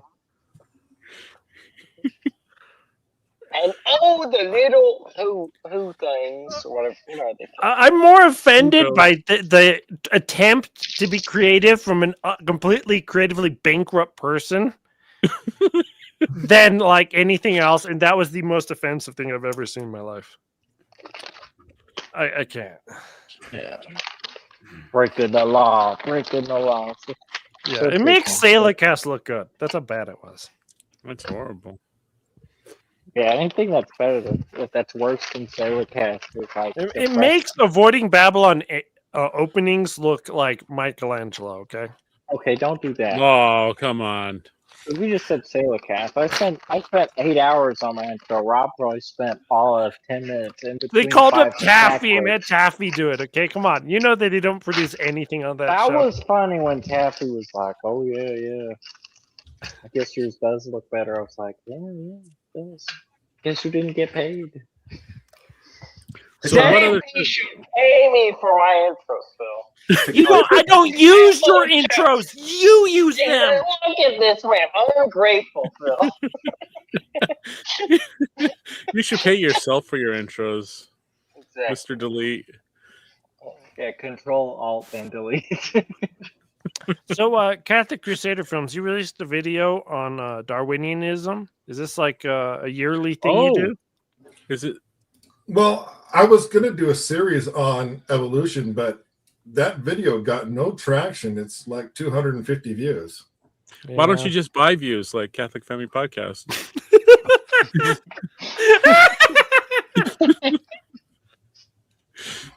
Oh no! What did you think of that video? It was good. It was decent. Like, I don't know how you can put that much effort into a video, like with that much B footage. Like, what? Where do you find all that? You can't do that. The footage was all AI. Oh, the mark of the beast. Oh, 666. It may not have been all AI. It was mostly AI with the imagery. But do you think the argumentation was solid? I didn't watch it, but do you believe in evolution or not? No, absolutely not. So you're not a Novosordo guy? Yeah, this guy's based, man. How did you figure it Not out? that there's anything wrong with it. This guy's been cooking for 2 hours. Full disclosure, I'm a cradle seed. Well, we don't trust cradle seeds. They're all bad. Yeah, they're all bad. We judge them all by the Kevin Davis scale, which all measurements are wrong.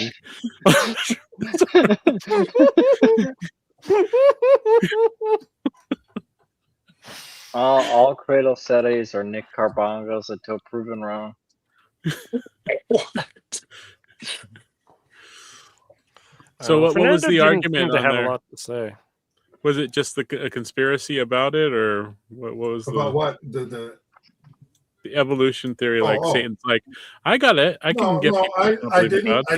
I didn't touch the Bible or scripture. It was just a science focused video because I was trying to reach an audience outside the Catholic world, and if you start out with scripture, they're probably going to tune you out. So I was looking for a broader audience, and I went to all the reasons why natural selection doesn't do what you need it to do, and why mutations don't do what you need them to do. That mutations are all negative. And why would you care if a broad saw your video? Ha ha. Broader audience. Never mind. Well, I mean, I think everyone. That was so bad it was good.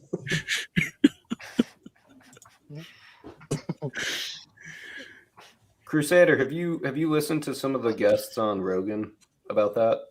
No, I don't really watch Joe Rogan. I've watched a little bit of him, but there's I try not to watch shows that have bad language in them. Well, there's a guy. I mean, I can't say that you can avoid it. It's everywhere. So I know. You don't.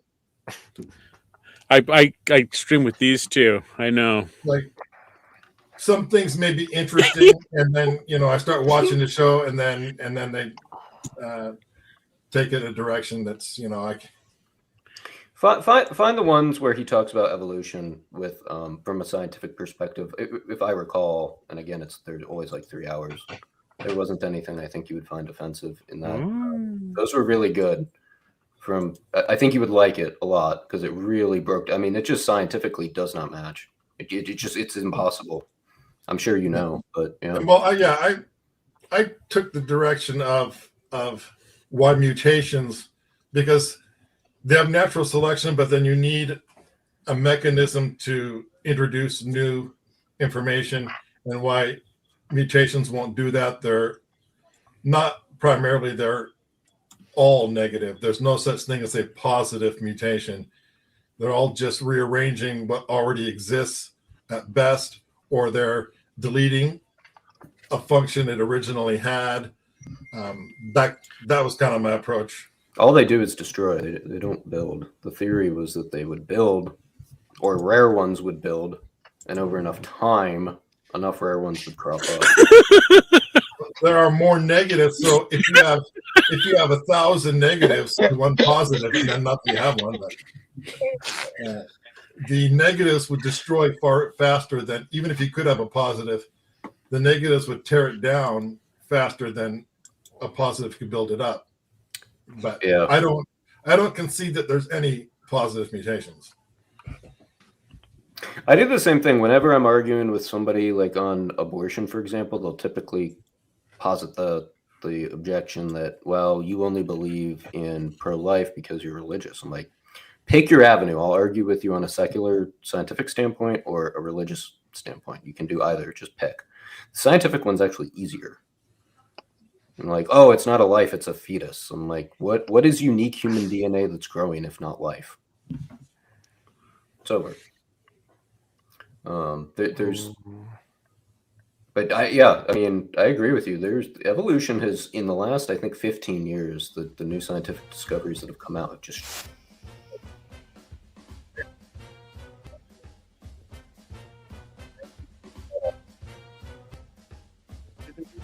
And off. What happened there? It was the demons, the microphone demons. No, the microphone demons. So has anybody watched Prochidamus the whole Prochidamus stuff with Father Martin Navarro? No, I don't even know what that is. Okay, good.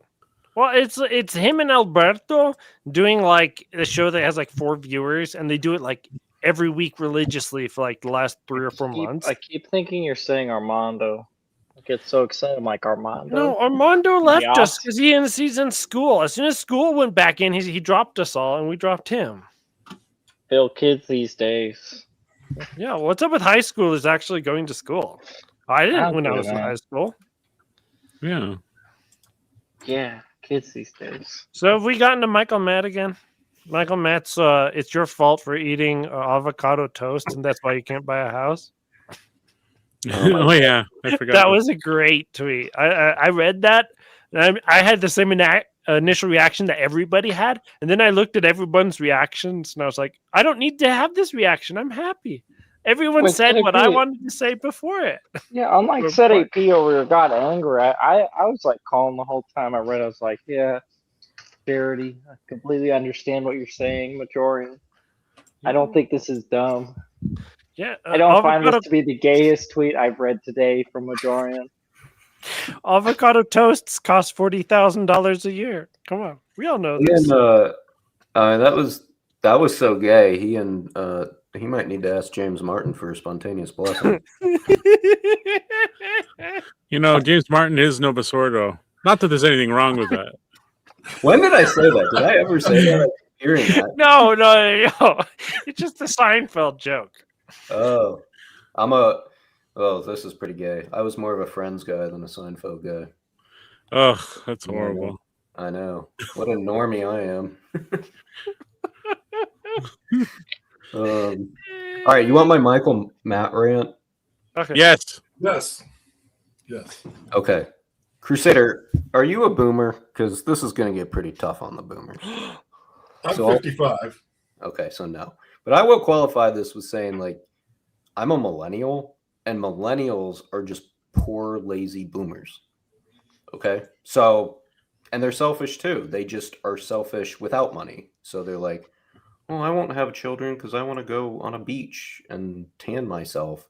Whereas boomers popped out a couple kids and then got selfish. In any event, they're both terrible. They're terrible generations, the two of them.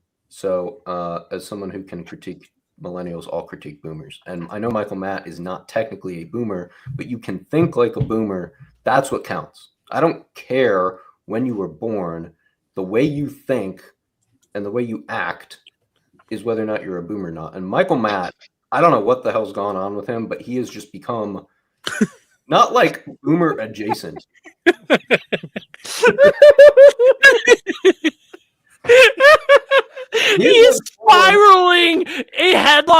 to boomerism. It's the greatest thing I've ever seen. Like, Hey. I gotta pause you for a second. Oh wait, The I got New one. Crusade is Hold the on. most Gen Z whiny, complainy crybaby I've ever seen. He's spiraling into Gen Zism.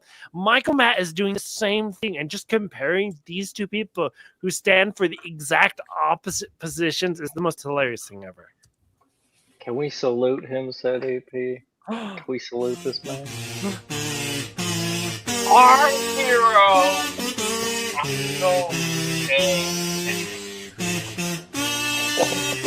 You think you can put us down? You think we'll take this lying down, Pope Francis? Pope Francis! Julio? Hey, Pope Francis! And this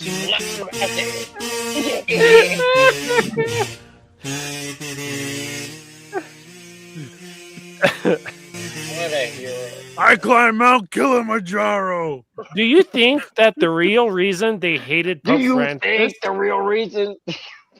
is because he represented the greatest generation to the boomers, and they reached back into their history of parent wounds and projected them onto him, and he said, "Screw you too." Man, if there's like words I never want to hear again, it's like parent wounds, father wounds. This is so horrible. What about Phil? Temperaments. Mama. I hate the stupid temperaments too. I might have to call it a night here. Before I go, TLM Ryan, what was your show again? I'd like to check it out. I haven't. It's called Preconciliar Radio. And it's on YouTube. Preconciliar Radio. Yep. I'll have to check that out. Check out and the if I one. can do a little shameless self-promotion, anyone who hasn't, if you want to go to Catholic Crusader Films and check out my video on evolution, it's called Evolution, The Big I'm Lie. gonna check that out. Yeah. Thank you for letting me do my grift. Yay! I don't get any money for it. I'm not monetized or anything. I'm But, monetized. Give me money. $1,000. 1,000. Okay. Who do you think you are, Catholic Family Podcast? Dude? All right. Crusader. God bless all, and I have to go. So All right, thanks. Thank you for joining. I had a great time. See you later. See you. Bye. God bless. I had to sign out of this. Uh-oh, still a boomer. We'll just remove him in the meantime. Okay, now we interrupted your Michael Matt. Well, look, I mean, like, I like physical newspapers. So when he Uh-huh. put out a tweet and he said, "Hey, I have a physical newspaper," this was my introduction to this guy. Now, every front page has the editor's desk, and it's always from him. The editor's desk. And like, I don't even like. I read the first one. I don't have to read anymore because every issue is the same script. I've been here before. I've been here before. In my time, we used to, and it's all the tough things he had to do, and they're not even that tough. They're not even that tough. Like, TLM Ryan, do you stand at the cross like St. John? if you're gonna let me rant, I got to rant. I'll mute him. Don't worry. The formula. I mean, it's something out of like a cartoon. It's like, that's why I think there's no way that his tweet. I think he needs to go and actually like get checked out, because I mean, look, I don't know the guy's past, but you don't become a caricature that fast. And Picante, I know, I've seen you. You say I need to get my head checked out, but like, this is levels of inconsistency that are absurd. You don't go from objective journalist to complete caricature overnight. And every single tweet now is the same thing as what comes out of the editor's desk. And it's, like, I remember back in my day and we had to do X, Y, Z. It's like, do you know what people who were born in like 1830 would say about Michael Matt? Yeah, what is this? Stop. Who's his optics director? It's not even hard, dude. You're skiing. Who's Who's filming, by the way? Like, He did. He had a drone, and he would film himself last year. No, that's a stick. That's a selfie stick. It just takes. oh, is that okay? Is that what he's holding in his other hand?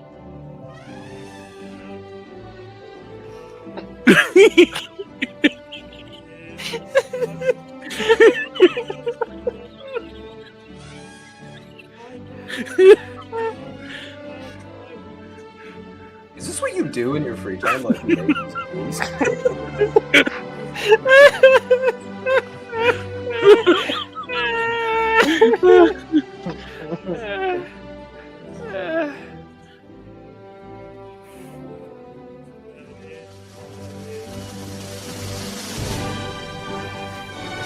And you, Bergoglio.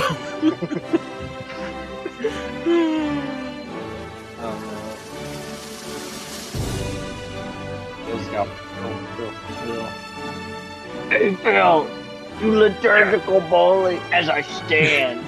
You ecclesiastical bully.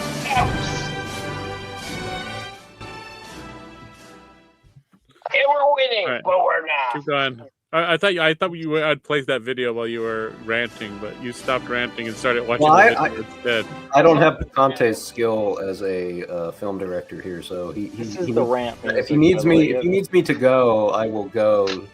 No, we need your rant. No, yeah, you got to rant. You see, the Sailor Well, cast by is go, I where. meant if you need me to rant Yeah. while you play him skiing, I will continue. Yes. The graduation music is part of it. So he talks about all how tough it was, and it's, by the way, it's not that difficult. I've done a lot. Like, everything that he talks about, I've done. Like, it's like, oh, you drinking shitty coffee that cleans your pipes. It's like, yes, I have. It did not save me the money that makes up for the complete destruction of the housing market. Okay, that's just so distracting, but I'm going to try. See, Michael, I'm doing hard things here. You just gotta look over here. You look over here. You don't even pay attention to the screen. If Michael's great grandfather could talk to him, he would look at this guy riding on his ski jets in whatever this is. Like, back in my day, He's like, there were hostile engines in those woods, and Michael just thinks like he's had it the toughest. It's like, no, dude, the people who are dead had it the toughest, Michael. And just because they're dead, they can't tell you who you really are. So now you're coming down on us and saying that we have it easy, and that the only reason that, you know, young people can't afford this is because we eat avocado toast. It's like, this is a mathematical fact. Avocado toast, even if you abused it, wouldn't even come close. Wouldn't even come close to what the housing market has done in the past 5 years. Driven mostly by boomers in control who completely sold out the country, and immigrants who supply and demand. They just need homes to live in, so home prices jack up. But Michael's like, no, it's the lattes. Which, by the way, that's a millennial insult. He's trying to insult Gen Z with millennial insults. You got to get your generation. you're drinking your C4s. You got to get your generation. When I was in college, man, mochas and lattes every day. I never ever drink energy drinks. And then, you know, like, you get into arguments with other boomers and they'll try to claim, oh, you know, you didn't do this, you're probably spoiled. And then you actually get into your history and you're like, no, actually, it's the complete opposite. You were spoiled. We had to work harder, generally speaking. And again, this comes from a millennial who's seen a lot of bad stuff with millennials. But boy, the boomers are just the wealthy version of that. The boomers are wealthy millennials. Did you ever have to fight a wolf for the last steak on the table? Like, the only boomer that I sympathize with would be involuntary draftees in Vietnam. That was that was tough. We didn't have to experience that. I'll be fair. But other than that, it's like, I'm sorry. Look, I'll put it this way, and then I'll end the rant. I know we would have known if Michael Matt was a Vietnam vet because he would have told us every other article in the Remnant. I'd So the respect fact him. that, If so that the was fact the that I don't case. think he is means he was definitely not in the Yeah, he wasn't. actual difficult shit that happened He for was a journalist. Don't you know how hard it is to get into like talk to people? You got to shape their hand. Excuse me? Repent. Go to confession. Beg for forgiveness. Do your penance. And I hope that your penance is severe. I was confirmed himself at the feet of Michael Davies. Wait, Picante, I got one more thing that just came to me. You know how he was always like going on? He's like, we got a plan. I've been here before. We got a plan. No, he got lucky with Benedict, man. He got lucky with Benedict because Benedict issued Summorum Pontificum. So it made Michael Matt look like a genius who was able to get reverent liturgy back into the mainstream. You got really lucky with that guy. And I haven't seen anything in your plan since Traditionis Custodes or since Francis, quite honestly. So I'm sorry. I'm a Chicago Bears fan, man. I know when you're pissing down my leg and you're telling me it's raining. It's like, oh my gosh, get over yourself. I was hovering that myself. All right. Yeah. Rant's over. Like that was. Grazie, signore. Setty P, is that what normal people calls ranting? No, that's like a very, very white rant. Very white rant. Okay. Wait, what does that make? I didn't hear jive, turkey, and any of that. Yeah, what do you Setty P? I at least rant for an hour and a half. You ranted for you did that every day when you visited me. Don't ever do that again. 3 hours. Sorry, let me get the numbers right. Yeah, I have to agree though. You can pretty much copy paste any talk from Michael Matt over any talk of Michael Matt, and he will say the same exact thing. And that's why it's the greatest content to review. If you're gonna ever review something, you have to review Michael Matt. It's so good. He never gets original. It's like Nick Carbongo's. He's a Nick Carbongo's cow of content. Here, I'll actually play the video that in the background there. My friend. And it's literally it's everything Michael Matt always says. Dropping in my friends. I think called it demonic or they're coming after us. Like diversity, equity, and inclusion. So they have an opportunity now. Hey, wow, there's a new sheriff in town. They're getting rid of this principles, the social man of Jesus Christ. Okay, so what's going on here? This is the overlap. Okay, Donald Trump, the whole team Trump, the whole phenomenon, the elephants in the back. I'm about to go read Vatican more II. important to them than sort of what motivates us. It's more enjoyable. Moral principles, moral code. This is all edited, spliced together. You can't tell where the edits are because it's just a babble, just buzzwords. It's boomer buzzwords. It's the greatest thing in the world. This is the best. This is literal gold. What was he like during COVID? That's my question. He was so smug, man. Does that. He does that lean in thing. Where he's like, what was his position? Was he like pro jab? Not like was he anti? He was very heavily anti. He was a boomer. Very anti. So what happened to this guy? Because that's my thing. Is like, look, COVID was a blessing because it allowed you the opportunity to discern truth. Mm-hmm. This is I mean, the stuff he is saying is so reminiscent of the type of language people in 2020 used. It's buzzwords, fear mongering, mainstream slop, and so I would have viewed this guy. Oh, mainstream slop. I would have viewed this like the way he's talking now. If you asked me, that's why I asked, what was he like in 2020? I would have thought he'd be pro mask, pro jab. Get your booster. Let's get out of this. I've been here before. Need to get the jab. I'm a veteran on the War of Christmas. They said happy holidays. I said, who do you think you are?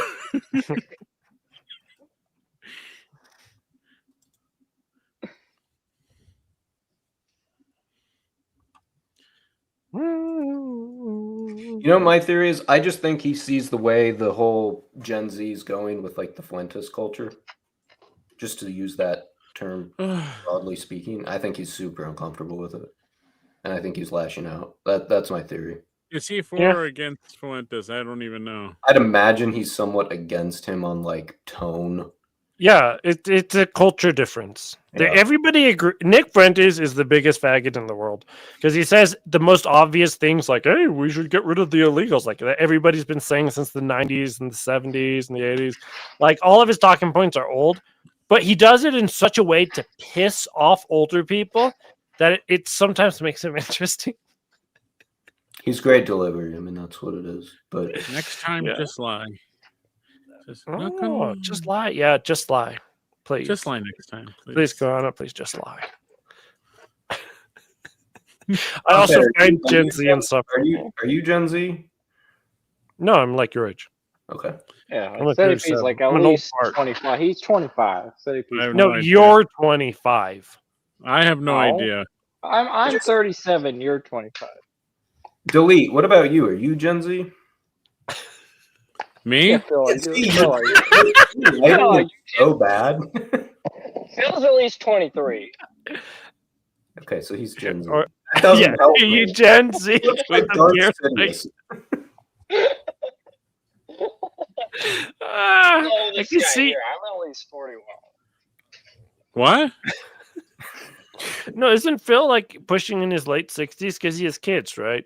And you always have kids later nowadays, so like, and they're like 20s, so like it's 20 plus when you have kids, which is 40. Yeah, So I'm he's at 40. least 60, I'm either 48 or 49. I don't know. No, it's like 64, 8 or That's how I know something. you're. Right? That's how I know you're old because you don't know how old you are. Like I stopped counting Yeah. after 30. I was raised a Jehovah's Witness, so we didn't celebrate birthdays. So Same. Wait, 3 so years are those invalid birthdays? So they don't. yeah, I guess Idolatry maybe to them or something. I don't know. I still don't celebrate them. Isn't that fun? Sede Jehovah crossover. No, I'm not a Sede.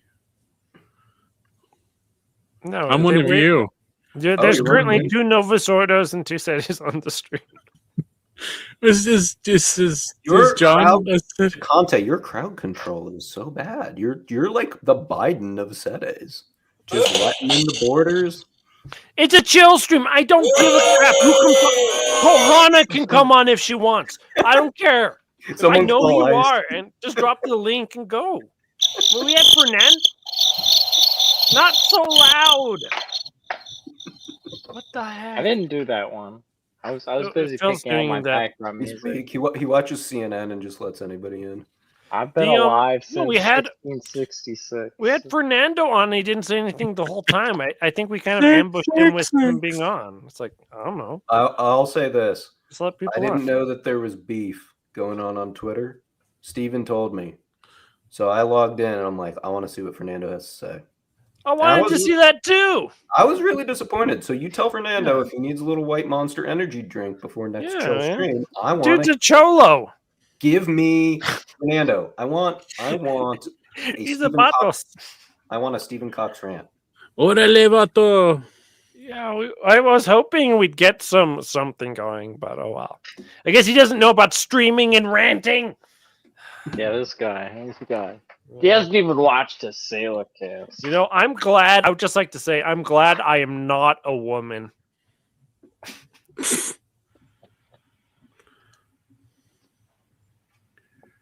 Conte, do you have any female fans? Or shouldn't say fans. Kohana is literally a woman. Female feds, lots of feds. Feds? Yeah, lots of feds. Kohana's literally a fed. Yeah, Chris Jackson is a fed. She's a Yeah, woman. Chris Jackson hasn't been around for a little while, but he texted me once in a while. Christina Jackson. Yeah.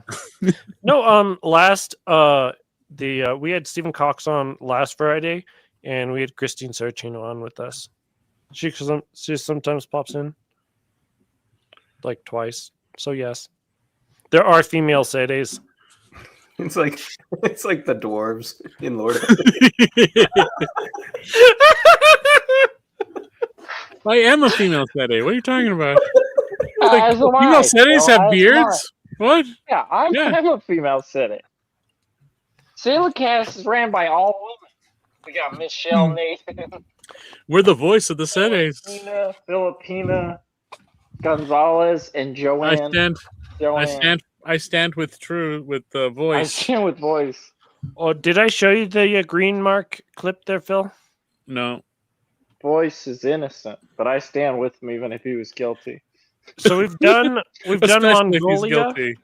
and Green Mark. Oh yeah, you showed that one. Yeah. Okay, good. I did show. I have to come up with another one now, though.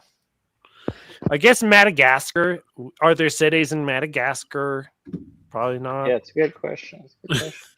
Are there cities in Mongolia? We're moving though. Yeah, don't. Yeah, I know yeah, there's. exactly. I know there's a Mongolian who's a Sede.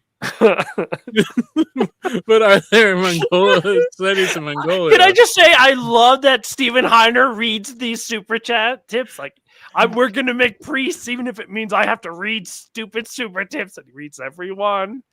I can't get Rob from Avoiding Babylon to do that, but oh no, Steven Heiner will do it.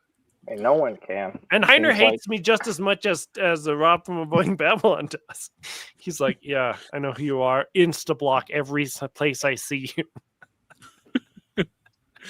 Unless you're giving money. But oh, money, okay. You're my friend. Oh.